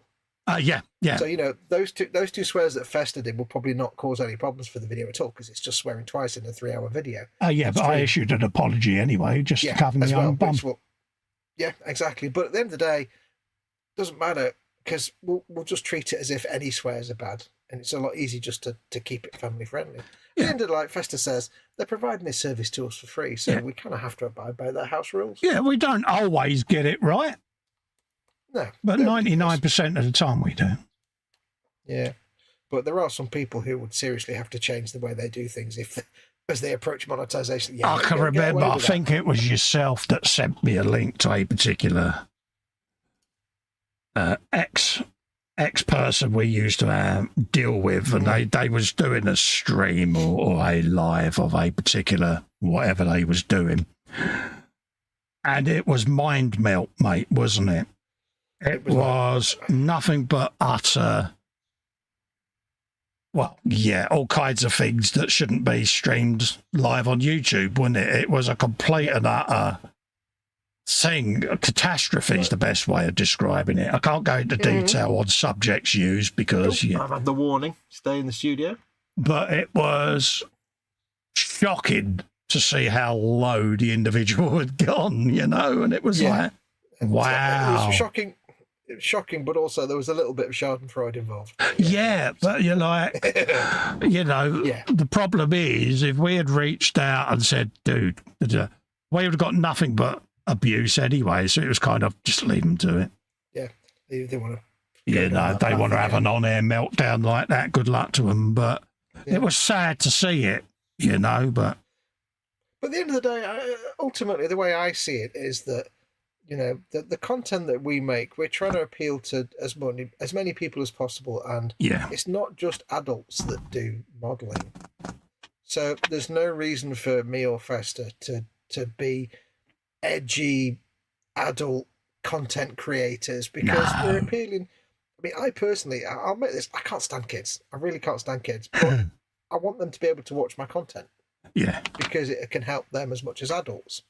Which is why, you know, when I used to do little things for patrons, for example, they would have swearing in them. Or me and Festa did patron-only stuff. That would have swearing because it's only adults watching. Do you remember when we did our first hot mic patron streams?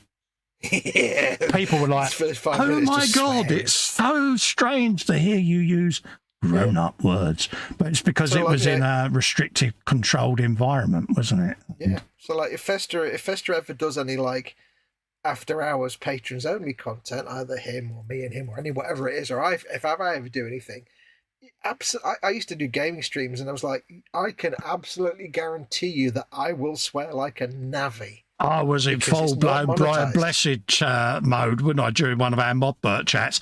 I got stuck under me cupboard in here. And this lot were all mocking me. I mean, Simon Reynolds laughed that much that his leg fell off. The abuse I gave him and language used would never have been broadcast on mainstream. But that's what the patron's about. But the funny thing is we did this hot mic boom up mod ones, wasn't it? And how can we say this in a polite way? Ted turned up slightly the worse for wear after drinking rather a copious amount of gin. Yeah, it was a little bit fuzzy around the edges. And no one had heard Ted ever use grown-up words. And none of us. Ted went into a kind of a Victor Meldrew meltdown, didn't he, over something? It was something really inconsequential. The air was so blue for about 20 minutes. And someone put in the chat, I'd never realised so many swear words existed in the English language. But they was actually really shocked to hear Ted swear. Yeah. And me and Fox was like, we're so used to that because in the green room on E-Models. Oh, God, yeah, that was just normal. It's brutal. We'd heard it all before. And then I normally say, because I have the buttons this end for E-Models, I normally look up to Ted and go, Ted, we got a minute before we go live, mate. You might want to put your grown-up words to bed. Yeah, I've got to be in profesh mode, he goes, and that's it, you know. But that's why on E-Models, he would always at the beginning look at the screen and go, are we live? And I go, yes, Ted, we've got to be good now. Oh, we're live. Whoa. Yeah, because, but the first time he came in like that, and of course, Tony used to come in, and Harold Dyke the Wonder Horse, wouldn't it? And then TK with his infamous forgetting to turn the mic off. Oh, mate. Yeah, and his special cigarettes. But people were like, this is so unusual to see you lot, one, so relaxed, but also just going for it. Waltz and all, but that's normal grade room stuff for us, isn't it? Yeah. But at the end of the day, if it's not monetized on YouTube, and if the only viewers are people who are paying us via credit or debit cards, then they're all adults. So what we tend to do before these live streams is before, like tonight even, we have, say, 20 minutes in the green room, just chilling, shooting the breeze, yattering. And I know I always joke to him, you know, shut up, because we're hitting the live button and you get the black screen of doom. But I have to keep it black because we're both going through our Brian Blessed vent.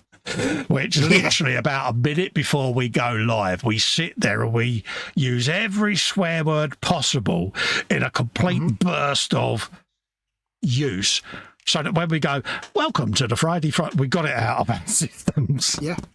And the funny thing is, we both have the same kind of, let's just say there are individuals who are the targets of such rude words, and we kind of use them as our thing to like aim all the rude words at to get them out of our system. It's quite good. And it is quite funny because literally all you can hear is this concophony, nice big word there. I like it. It's a good word. Of all the swears imaginable. And that's why sometimes I say to him, God, just as well we didn't press the live button just then, mate, isn't it? And he's like, yeah. Ooh, got that done. But it kind of gets it out of your system, doesn't it? Because, you need to get out of your system. You know all them words you use when, I don't know if any of you in the chat have ever done it, but you open the door and it goes over the top of your toe. Oh, that's terrible. You know the one? And you stood there doing the full-blown Michael Flatleys, but every Riverdance click you do is a fudge sticks, broom handles, and Connecticut. Yeah. You know what I mean? Yeah. Or trapping your finger in a door. Yeah, or for those blokes out there that have shut themselves in a zipper. Yeah, all them words that you've used. Yeah. It's good to get them out of the system before any public-facing shenanigans occur. I have a blooper reel. It's funny. We had Xbox hangout a while back. That was before Christmas, and I messaged him, said, "You need the Xbox? Why is that, mate?" I said, "I need an Xbox." Yeah, and I had spent 4 hours trying to film one episode for a part work. I think you were trying to get one screw in, weren't you, or something? Yeah, and I was like Woody Woodpecker trying to get this bloody screw in. And I said to him, honestly, I've got nigh on 2 hours of bloopers out of this one. He said, dude, I'd love it if you released that. I said, YouTube would ban it straight away, mate. Yeah, and I played him a snippet, and dude, honestly, you was in bits, weren't you? It's like... I was. It's like... you could put it on YouTube, but it definitely wouldn't be monetized. He went, my God, so many grown-up words in such a short... So I was like, yeah. But... It was the first time you had heard me vent at my condition, wasn't it? And then it kind of gets now why H gets upset with me, because I do go for it, you know, because it is frustrating. I filmed an episode of the Mad Max car a couple of days ago, and it's only about 16-minute video in length from start to finish. It's 2 hours of footage. Yeah. And half of that was me trying to get a clip in place. Do you think I could get these hands to conform to get this fat-ass little clip in place? And I lost my rag and all kinds of names I called myself. But if I didn't do that, I wouldn't have been able to finish the video. The funny thing is, watching your part work videos, which is basically an endless stream of fiddly little things. Yeah. I sit there and I'm like, that was half an hour. That was 20 minutes. He can tell by some of the careful, how can we say, cross dissolves, where I've gone into a let's have a go at yourself to achieve this, because it's like you stub your toe and it's hurting. You swear at the door. For some reason, it takes the pain away in your toe, doesn't it? Well, swearing is actually proven to reduce pain. So I'll sit there and give it the old I'll clean it up a bit, Edward Spanner hands and twitchy this, twitchy that. Insert your own swear words into that as you choose fit. But it snaps me out of it and shocks me into doing it. Done, dusted, I can edit the film. But on this particular day, no matter how hard I tried, it wouldn't work. And after 4 hours, I had thrown every teddy bear in the world out. And I had to come back to that same video 3 days later after I'd calmed down. And I'd done it straight away without even thinking about it. Yep. But it's so funny, like you'll see Festas say, right, now we're going to screw this thing in. 1, 2, crossfade. And I'm like, yeah, that was 45 minutes to swear it. So that's that done, folks. Next thing, that's done. Yeah, and it's just how I have to do things. But in the hangout, sometimes in the Zoom where I've had the bench camera on, I think Bill picked it up. He said, God, your shaking's bad tonight. I said, it's a normal day for me, mate. Normally I can edit that out on the video, but in an hangout, you can't, you know. And well, the even better one is where you say, right, let's just do this. If you ever watch it, and it's a quick crossfade, but it also suddenly goes slow, like suddenly slows down. Yeah. It means he's got like 1 second of him turning a screwdriver, and he's got to stretch that out long enough for a crossfade. So and then you fade it so that you got your thumb in exactly the same position. And it's literally, if you ever see one of me videos and I'll take 2 turns to do a screw up, that's been edited. And then you scan the footage to make sure that just as you do the fade, your thumbnail lines up, and you're like, they'll never know. It's like, they'll never know. Yeah, I did one where, what was it? Oh, it was one of the early Mustang ones. And when I came back to finish it, I was wearing a different long sleeve shirt. But in the edit, the T-shirt had mysteriously changed, and it's like, we all do it, but mysterious change of wardrobe. Yeah, but it's, I'm the same. I had it earlier on, where I was shaking it. Normally in the live streams, if you see my hands disappear, it's because I'm sat on them to try and stop my hands from shaking so that when I come back, I can do a delicate bit on gluing or whatever. So, yeah it's not that I've disappeared. Like taking a swig or something. But he knows me, and I say to him, if my hands disappear or I'm quiet, it's because I'm either taking a pill, sitting on my hands because I've got the shakes, or I'm having to quickly do me bloods and that, so. Yeah. So I can just dive in and it's quite interesting, the things we have to do, but. Yeah. The magic that goes on behind the camera. Oh, yeah, but then I can do the same with his content. I can sit there and watch it and go, yeah, he's needed to go somewhere or be somewhere, and he's had to dip out for this, that, or the other, And we can spot it in our content, and knock at the door or whatever. But it's quite funny. You'll know when I've had to suddenly go off and deal with Mama Wolf or something like that. Well, normally you tell everyone, don't you? I've just got to pop off because. Yeah. Well, sometimes I'll be back in a second. Yeah. Leave it at that, but yes. It is interesting. The power of the edit button. What's been going on in the chat? Never underestimate the awesome power of editing. Yeah. Joshy says, I've been saying it for a while now. JC's robbed it off me, but if the humour starts to get rude, it's not what they say that's wrong. It's just what your mind takes on that comment. Absolutely. I normally go, that would be an ecumenical manner. In other words, I want to say something, but I'm having to be diplomatic. I noticed the fact you called out JC again. A nice one. Good lad. Oh, yeah, it's always James's fault. Yeah. That's twice, I think. 3 times he's been blamed for something in the chat. Joshy says, I need to get you gents a few links that I found whilst having a dive into the other side of YouTube. You really would be surprised as to what's allowed and the rules that they state. Yeah, there's a well-known influencer that is on the news quite often for some of his content, and it's like... It's, YouTube shock jocks. And I never understand, and this is where I get confused. We can get popped for certain things, but how comes those don't? Because they make a lot of money for YouTube. I suppose it's because they got millions of subscribers. Perhaps they don't monetize. I don't know, but... Oh, they will. It's just their sheer volume of Yeah, I often get irked when we get a pop for something, and I'm like, hold up a minute. These other people that are quite known for their shock content, should we say? Yeah.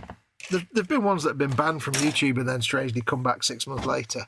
Yeah. Because they have 10 million subscribers and make YouTube a whole shed load of money. Strange, that. Yeah, Joshy comes up with a great point. He said, thing is, though, Fox, and the truth is, parents and folks want kids to be kept away in bubbles from all the bad things in the world. It's very hard when every kid has mobile phones and TikTok. Exactly. I mean, I don't really agree with the whole ban kids from social media. If it's 18 related, then obviously blah, blah, blah, or certain, how can we say, photographic content. But that's down to good parenting at the end of the day. But you're never going to, the minute you ban something, you make it desirable. America tried it with prohibition. And, it's one of those. I'm a firm believer in certain things should be legalised and done in places that are safe to do it in, to take the crime element out of the loop, so to speak. I can't say no more than that. Just quickly, Sophie's headed off. No worries. You take care, Sophie. Thanks for coming in. Yeah. She's off to bed. Good night, everyone. Thanks for a great live stream. I think protecting kids like that from anything bad in the world, it's a bit like all this antibacterial cleaning stuff. Now when a bug comes along, we all fall ill because everyone's going around with antibacterial cleaners and Dettol wipes or whatever you want to call it. So now when you get a bug, it knackers you, whereas as kids, we ate mud.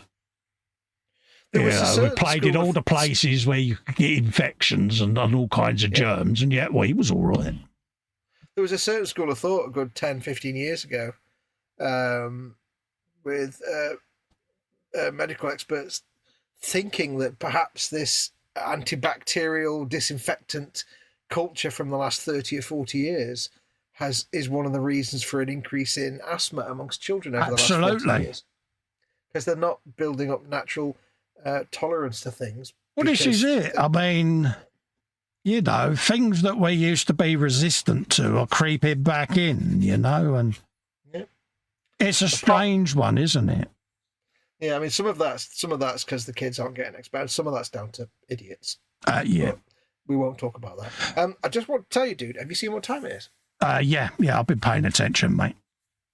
just thought I'd let you know. No, it's just because we're chatting and it's, you know, I've taken my meds and, you know, I'm good lad. Not quivering and dribbling like a 90-year-old, so... And it was one of those I didn't want to end whilst we was mid-convo, mate, because, you know, I think people in the chat are chilled and, you know, what's the Harry live? I mean, we can go a little bit longer. If you all want to go to bed, we'll come off air. It's not a problem. Yeah, it's all good for us. You know, people in the chat seem to still be chatting to each other and stuff, and... Nobody's fighting yet. No, it's one of them, though, isn't it? You know, it's just an interesting subject, isn't it? I know we're supposed to be doing a modelling stream, but every now and then a subject comes up and it gets the chat going, and yeah. No, we're not going to knock that. Jeff's like, yeah, totally pickled. Bill says, I rarely film less than 2 hours for a 10-minute video because of some gimpness going on. Yeah, you're very similar to me, Bill. I mean, Fox has often said to me, oh, you know, when I film, I only do a short 15-minute video and I'm done. And I'm like, yeah, I wish I could do that. But Fox hasn't got MS. I have. You know, I used to say that. I don't say that anymore. Oh, no, let me finish the bloody conversation before you jump in, mate. You know, now, see, I just leave the video going all day long, that I'm at the bench, and then I cobble together the footage, you know. But there you go. I'll stop that conversation anyway because I got jumped in. Joshy says, Fox, you said it exactly right. The more money you generate, the more you can leave you alone. Yep. One big game streamer in America, says Joshy, generates roughly 30 to 40k a month off monthly subs and donations. Some of the stuff he says on it, and he streams about 10 to 11 a.m. each time. Exactly, you know, but then when they're generating that sort of revenue, YouTube don't want to lose it. No, exactly. You know, it's one of them. There are loads of well-known ones that get away with all kinds of stuff. Money gives you a license to be a particular type of person at times. Yep. The funny thing is, if you watch their stuff, all of them are really obnoxious human beings. Yeah. So it's more disappointing that so many people watch their content. It's just like, really? I mean, I could go back to TV back in the days when Howard Stern first appeared on telly. Everyone was, he's controversial, shock jock and all of that lot. And his viewing figures went through the roof because everyone wanted to see who the shock jock was and what was the story. And he loved it because his audience massively grew. Oh, yeah. And then everyone tried to do the same. People like a little taste of what's forbidden. Exactly. Gets me back to prohibition. Yeah, but if you look at some of these YouTubers now, it's not even that they're just obnoxious human beings. You look at them and think you really have no redeeming qualities. Gets back. It's Mike Reed syndrome, is what I call it. Mike Reed is a UK DJ or ex-DJ. I don't know if he's still around, but he famously banned a record from his show. Frankie Goes to Hollywood. Relax. Now, when he banned it, the record hadn't been out long and it wasn't really doing that much, to be honest. It went straight to number one because everyone went out and bought it. It was their biggest hit ever. It made them all millionaires. So well done to Mike Reid for that. Brilliant. Yeah. Nice one, Mike. Thank you very much. But, you know, that was one of them, you know. So musicians suddenly realised if they can put a slight bit of controversy in a track, it's going to be uber successful. Of course, everyone wanted to do it then, and people got immune to it, and it wasn't as shocking then, was it? Yeah, it was. I mean, that was Channel 4's whole shtick for evening programming for the first 10 years of its life. Yeah. And then it just became, you know, the whole Ben Elton crowd And then that just became kind of tiresome very quickly. Wrong and then we just Mike Reid, Bill. You're thinking of Mike Reid, the comedian of Runaround, or you're on about Radio 1 DJ Mike Reid, Saturday Superstore, black-haired guy with the glasses. But yeah, he stood on his soapbox, didn't he, over Relax, and it kind of made them all very, very successful. Made him look very silly. I think John Peel summed it up at the time. He's like, had you have not said anything, yes. Yeah. I can just hear, actually, John Peel's voice now saying that. And if he said nothing there, he would have... John Peel launched many a musician's career, didn't he? He always went for very obscure tracks and very obscure bands and was, I thought, very visionary, well ahead of his time. He knew his beans. Yeah. Seriously knew his beans. Oh, yeah. We can get back to television comedians that got blocked by certain TV channels. And their comedy shows massively sold out whenever they went on tour because they'd been banned from telly. Or went all northern then, from telly. You went all north. You went a little bit northern then, lad. Happened to see the regrab. Yeah, you like that. You like baked potatoes. Oh, chimney. Whippets at black puddings. But yeah. These are eat. Absolutely. Joshy B says, yeah, I'm thinking of Mike Reid, as in Frank Butcher. Yeah, it's Mike Reid, the comedian. Now, this Mike Reid was a Radio 1 DJ, but it was quite principled, wasn't he? I don't think he was a religious man, not that I know. It was a BBC man, so... But he kind of got on a little bit of a corporate soapbox. And don't forget, this was at a time where homosexuality or being openly gay was still quite new. May sound bizarre to hear that said, but, our age group, it was still illegal. Yeah. And then in the very early to mid-'80s, it suddenly became trendy for pop stars to come out. Because up until then, the media still went through a stage where it liked to out celebrities, didn't it? Yeah. Put a shame sticker on them almost, which was cruel, let's be honest. So suddenly pop stars were like, no, I'm going to say what I am, who I am, and be proud of it. And it took all of that taboo away from it, and it became openly accepted, which it should have been anyway, but there you go. Yeah. But he was still a little bit antiquated in his thinking, I think. I don't think he was homophobic in any way. I could be wrong. He was a BBC man through and through, basically. But yeah, I think he was still a corporate BBC man, and my grandpa might not like that, and was a bit old school tie. I don't know whether that's still relevant phrase, but... And I think even the BBC, when he first did it, were in agreement with him, and then as the controversy raged, they was like, we might need to change our stance and ways now. Yeah. I mean, for those living outside the UK, it was the difficulty that was there was that, if you go back to the 40s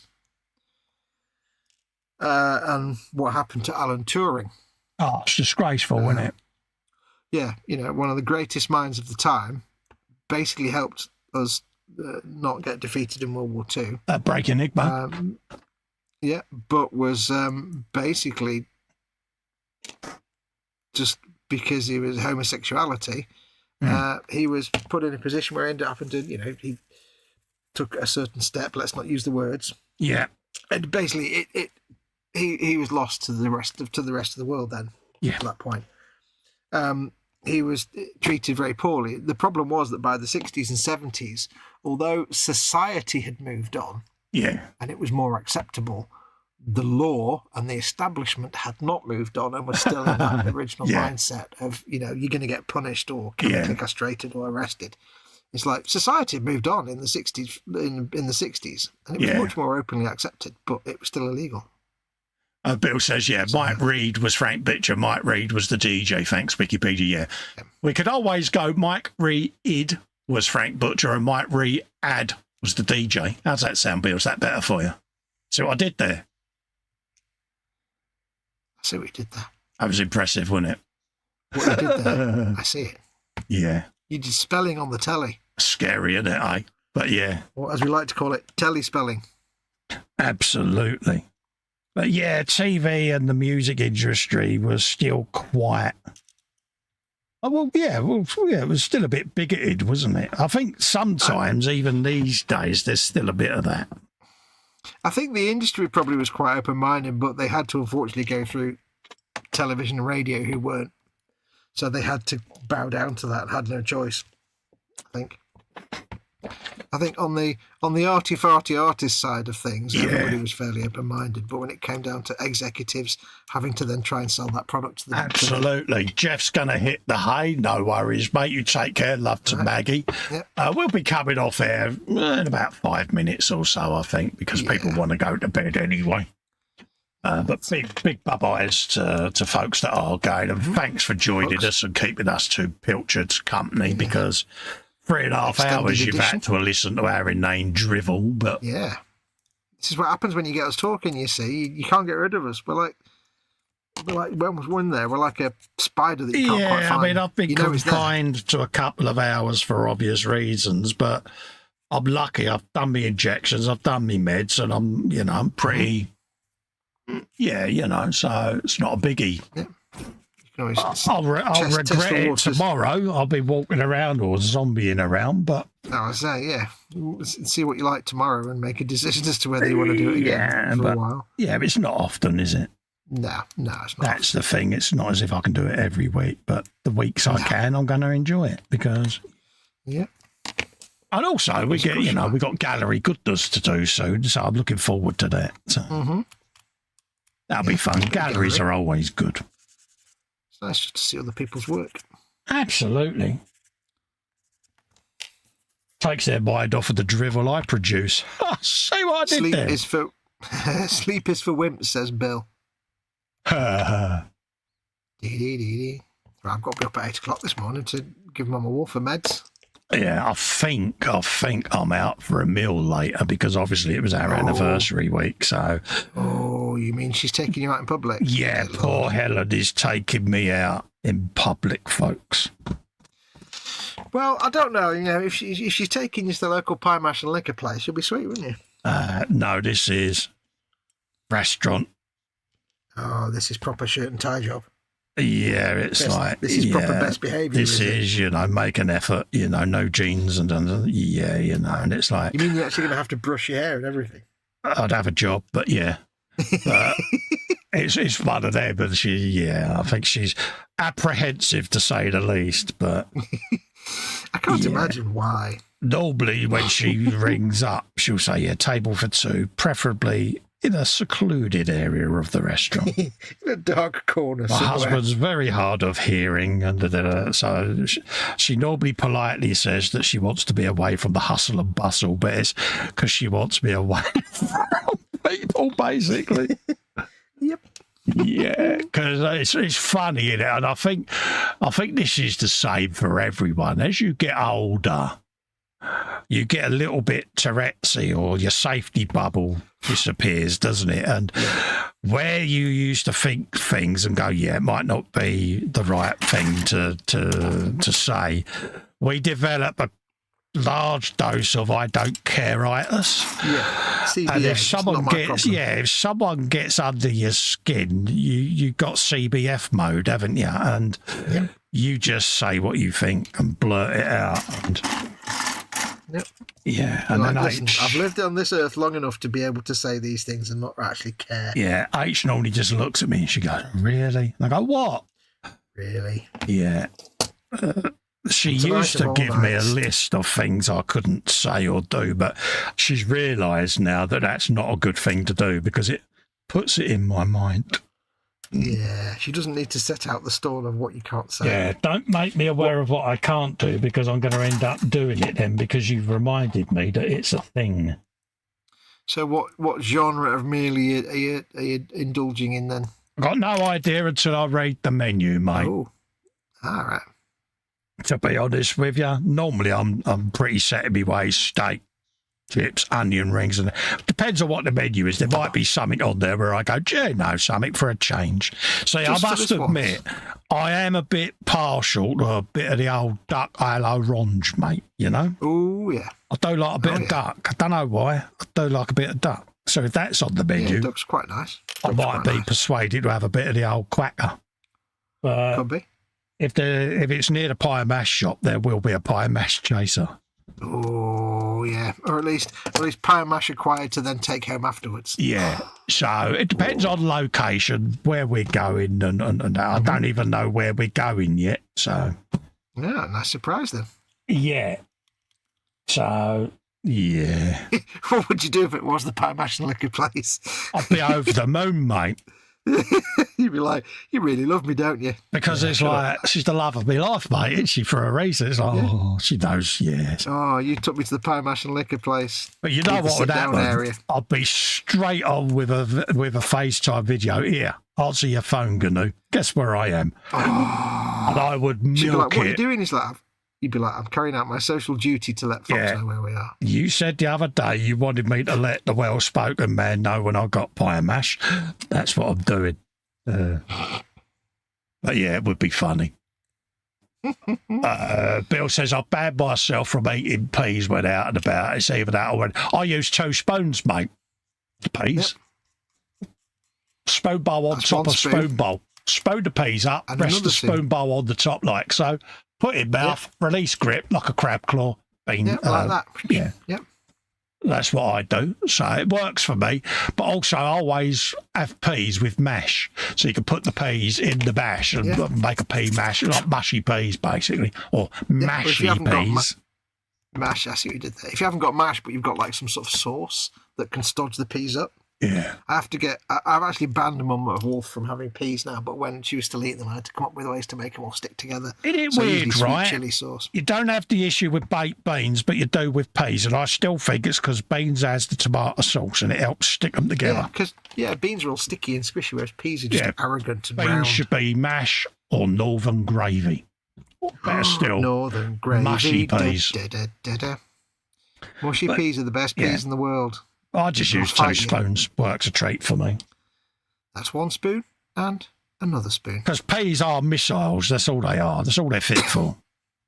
I mean, you know, if you want to really show H that you really love her, of course, what you need to do is start pinging peas at her. What other way can you demonstrate your love? She used to tell me off for the butters.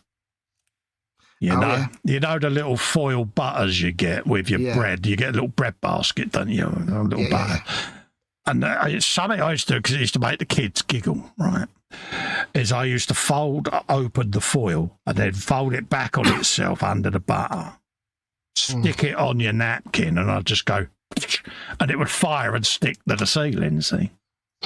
So above the table where the waiter would be, there would always be a few butters stuck. And of course, as it warms up in there, it'd start falling down and landing where it shouldn't and stuff, you know. And H caught me doing it one day. She went absolutely sparko at me, mate. Yeah, but you know what you need to do in return to that is just point at the teapot. Yeah.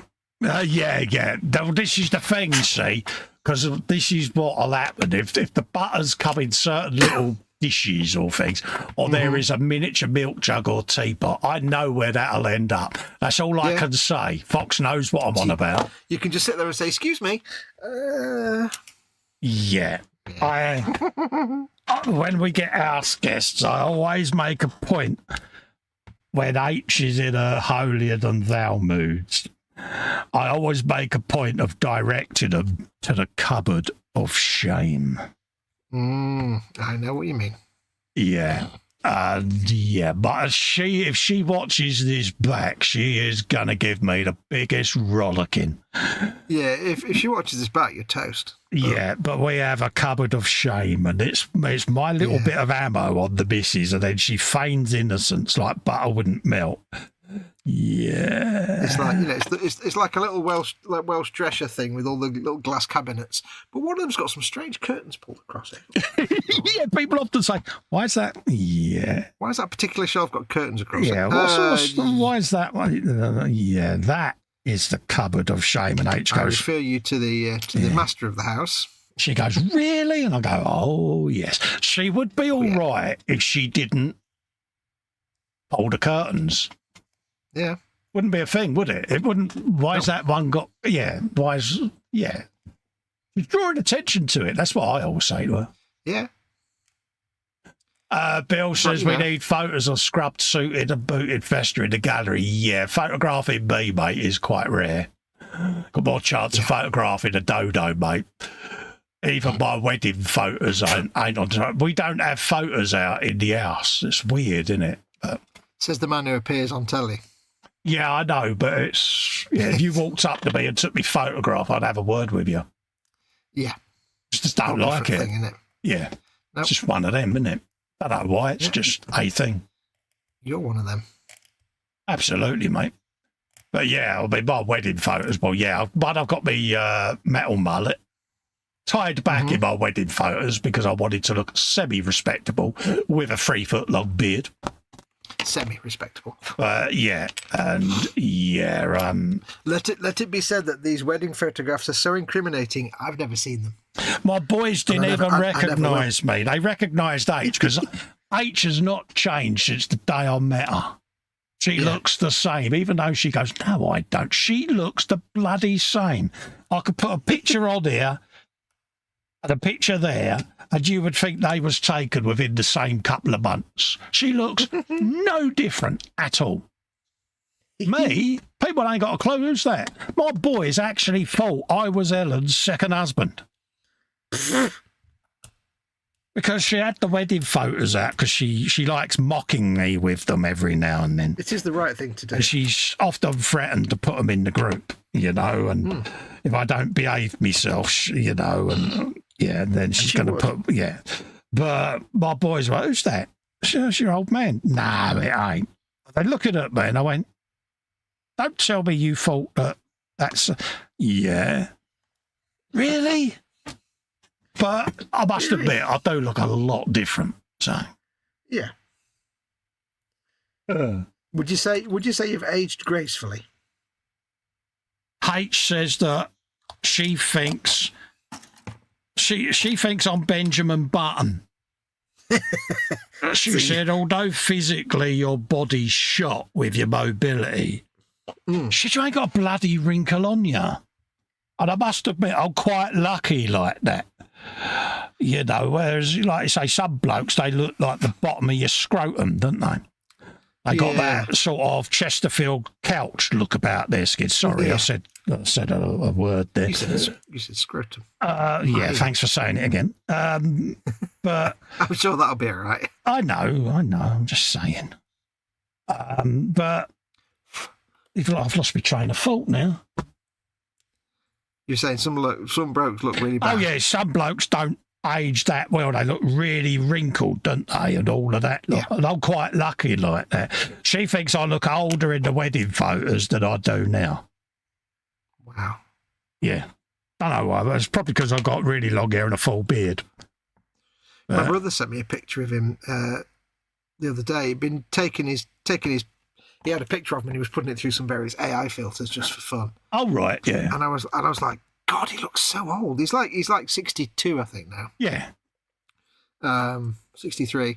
And I was like, he looks so old and wrinkly. And then I was looking at myself and thinking, I seem to have inherited my mother's hair, as in I'm not receding and not going bald at the back. And I seem to have looked out and inherited mum's not wrinkly old skin. Yeah. I'm 55, but I don't look great, but I'm not. I've seen your mum. Now, she is wrinkly now. I could put you in a room. Had I have not seen your mum, I would know she's your mother. Without a shadow of a doubt. Because there's a facial symmetry and similarity there that is unmistakable. Yeah. It's like my eldest brother looks more like my dad because he's got what we call the family nose. Oh, right, yeah. Because Dad was from Glasgow, so he's got that kind of proper Scottish. Oh, yeah, boxer's nose. Big nose and the small upper lip. Yeah. And it's, So, but I haven't got the aging. So I seem to have I seem to have looked out, and I'm not particularly wrinkly from my mid-50s at all. Yeah, I got my mum's baby blues, whereas all the other siblings have all got brown eyes like he had. Yeah. You know, whereas I got a lot of people go, God, your eyes are really deep, bright blue, you know, and it's... And it strikes people. They all go, God, you got really nice blue eyes. And it's like, I don't really notice them myself because I don't look at them. So I did. Yeah, never look at your own eyes. You know, it's one of them. But, yeah, I'm not wrinkly. You know, she was like, you're lucky you got no effing wrinkles on you, mate. I was like, it's difficult. You know you've aged and that, but... Yeah. People do sometimes say, you know, when you say, oh, yeah, you know, I'm going to be 60 soon, they're like, really? You don't look it. Whereas we think, or we think we're old because we feel old, don't we? Yeah, because we know how old we are. Yeah. So, yeah, it is one of those. Yeah. Bill says he got a letter from the hospital that stated I was 74 years old, chap. I was 54. I'm not an happy camper. See, I mean, people say, Bill, you haven't gone grey. It's because I've got a bald head. You know, but I've got the distinctive grey tramlines in me goatee, but... Yeah, you're like, I'd love to go grey, trust me. You know, I haven't got grey chest there. You know, I'm a Wookiee. I'm a very, unfortunately, a very hairy person. But it's all dark brown. Nothing's gone grey. Yeah. You know, and I'm pretty lucky like that. I'd love to go grey. I've got a few greys in my beard, and I'd love to go grey. Yeah. I always wished, when I was younger, I always wished that I'd had darker hair, because darker hair makes for better looking beards. Yeah, I always wanted that wild white hair like Doc out of Back to the Future, but... Yeah, there's something distinguished about that. I'm more Yul Brenner, but, you know, I've always thought I got a face like a Ruth Tyler's nail bag. It's a bit battered, it's a bit, you know... It's a bit flat, you know. It's been rearranged more than once, but you know, it's lived in. Is the phrase? Yeah, you know, and you know, it's like a well-fitted suit, isn't it? You know what I mean? Yeah. It's like, you know, it's like a fine pair of brogues that have mellowed over time. Well, I am quite lucky, but then, like I said to H, but I've always felt I looked old anyway, so yeah. Yeah, Jamesy boy's got to go. See you later. No worries, Jamesy. We're literally coming off at 4 o'clock anyway. So there you go. So yeah. What else? Stick push pins or spoon bill problem sorted. Yeah, absolutely. Gets back to what I do with the 2 spoons. 2 spoons. That's 1 spoon. And Joshy says I'd rather have a picture of the cupboard of shame. Yeah, Fox has seen it. Yep. I've seen it. Yeah, I explained it to him, and he was like, holy moly. Yeah. We joke about my Aunt Wynne being a magpie, but my missus, she's... Yeah. Winnie is silver and gold, whereas my missus is porcelain and stuff. Yeah, she's like... Yeah. That and little chrome teapots and milk jugs and stuff that seem to appear from places. Yeah, she's terrible. Do you remember I said to you about the tray? And it... I've already started the conversation now, so I've already thrown her in. You may as well dig yourself in the hole. I can't name the establishment, but it was rectangular tray with little feet, and there was teapot, milk jug, and there was the little bowl with the lid with the spoon with the sugar cubes in it. Yeah. She got the lot, the whole. And it kind of blew you away, didn't it? It was like I was like, what? Of all the things, what? Oh, yeah, but it's ironic because I know she's up the no good, the bag owner, and she just looks, the minute she goes, I like that set. Yeah. It's I love the fact she's so self-unaware that she forgets to not say that. Yeah. And I know instinctively what's going to happen. So tomorrow, or today, even later today, I should be going... What you got your eye on, but it always throws me because I never physically see it acquired. Yeah, it just transmogrifies into it. Transmats into a new place. It's just I'll go and get something, and I'm like, out of curiosity, there is a new acquirement, and it's like, how the hell did that happen? I look forward to sort of finding out on Sunday what new items have appeared in your house. Normally, I just look at her and I go, what did you get? Nothing. See, if she was really skilled, they just appear in that shelf of shame, and then that has happened. But then she gets the giggles. See, I go, is there something new in there? And I hear, or I look, and literally the door is closing where she's exited the room very quickly. Yeah. And it's like, really? Or if you walk up to that particular shelf and she suddenly asks if you fancy a cup of tea, and that, you're like, you're being very attentive.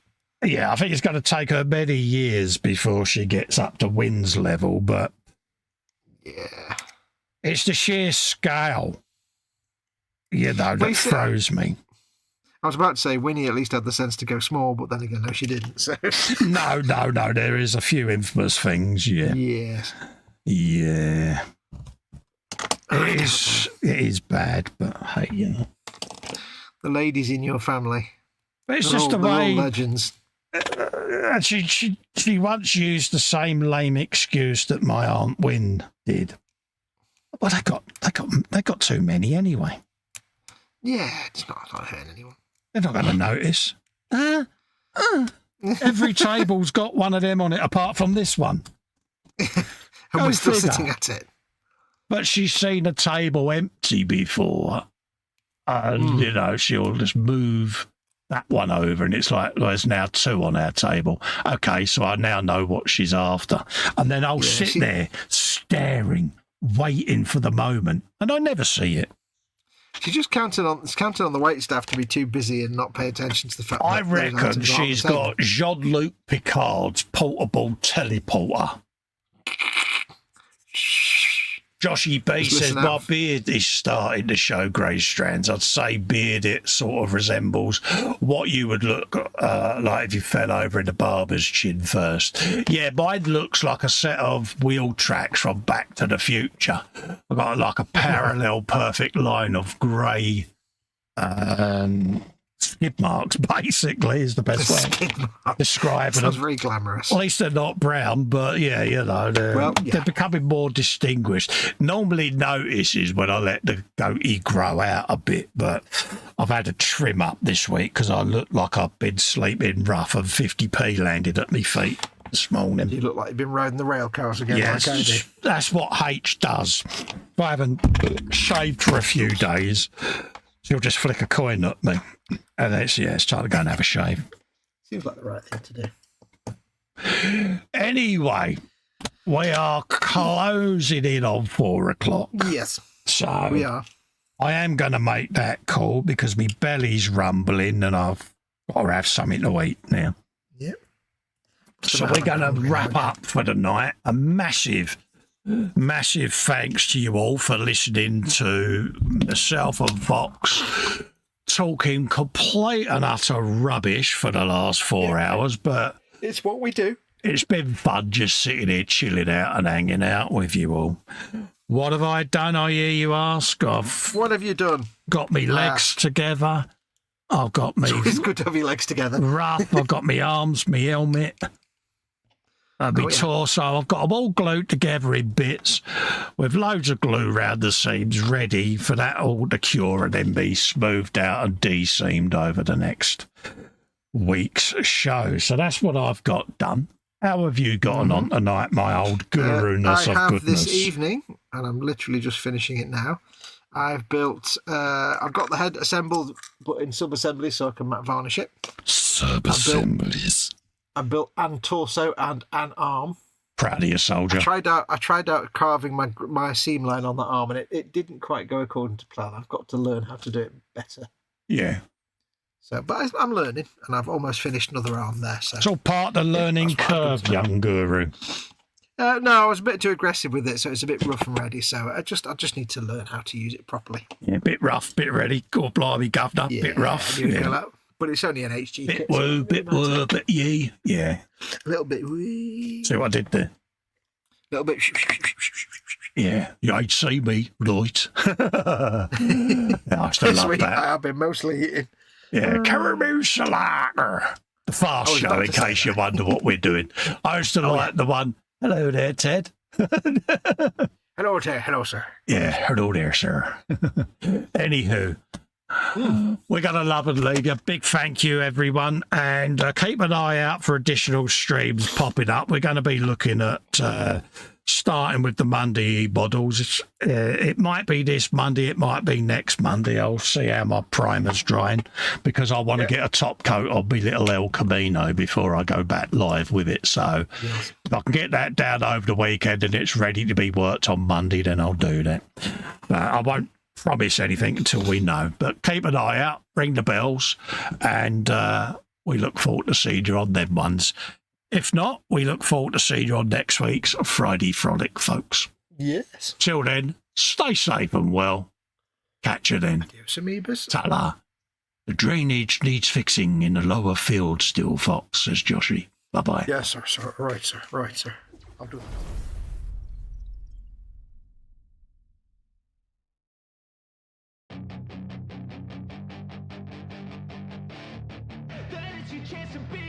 Hey kid, don't ever let them get inside your head. They'll tell you what to do in life instead of everything you know that you could get. Don't let them guide your life towards regret. I'll fight for what I love with every breath. My past is filled with things I won't forget. I use them all to push me to my best. So treat the worst of times just like a test. If only I could go back in time, I'd tell myself that everything will end up alright. Just push yourself, test yourself, figure out what you like, and find your limits, don't be rigid, always work towards a prime. Surround yourself with open minds, people can change your life. A few friends with intent can help you feel alive. Find a passion, take some action, and with a little time, just be patient, make a statement, try to enjoy your life. They'll try to kick you while you're down,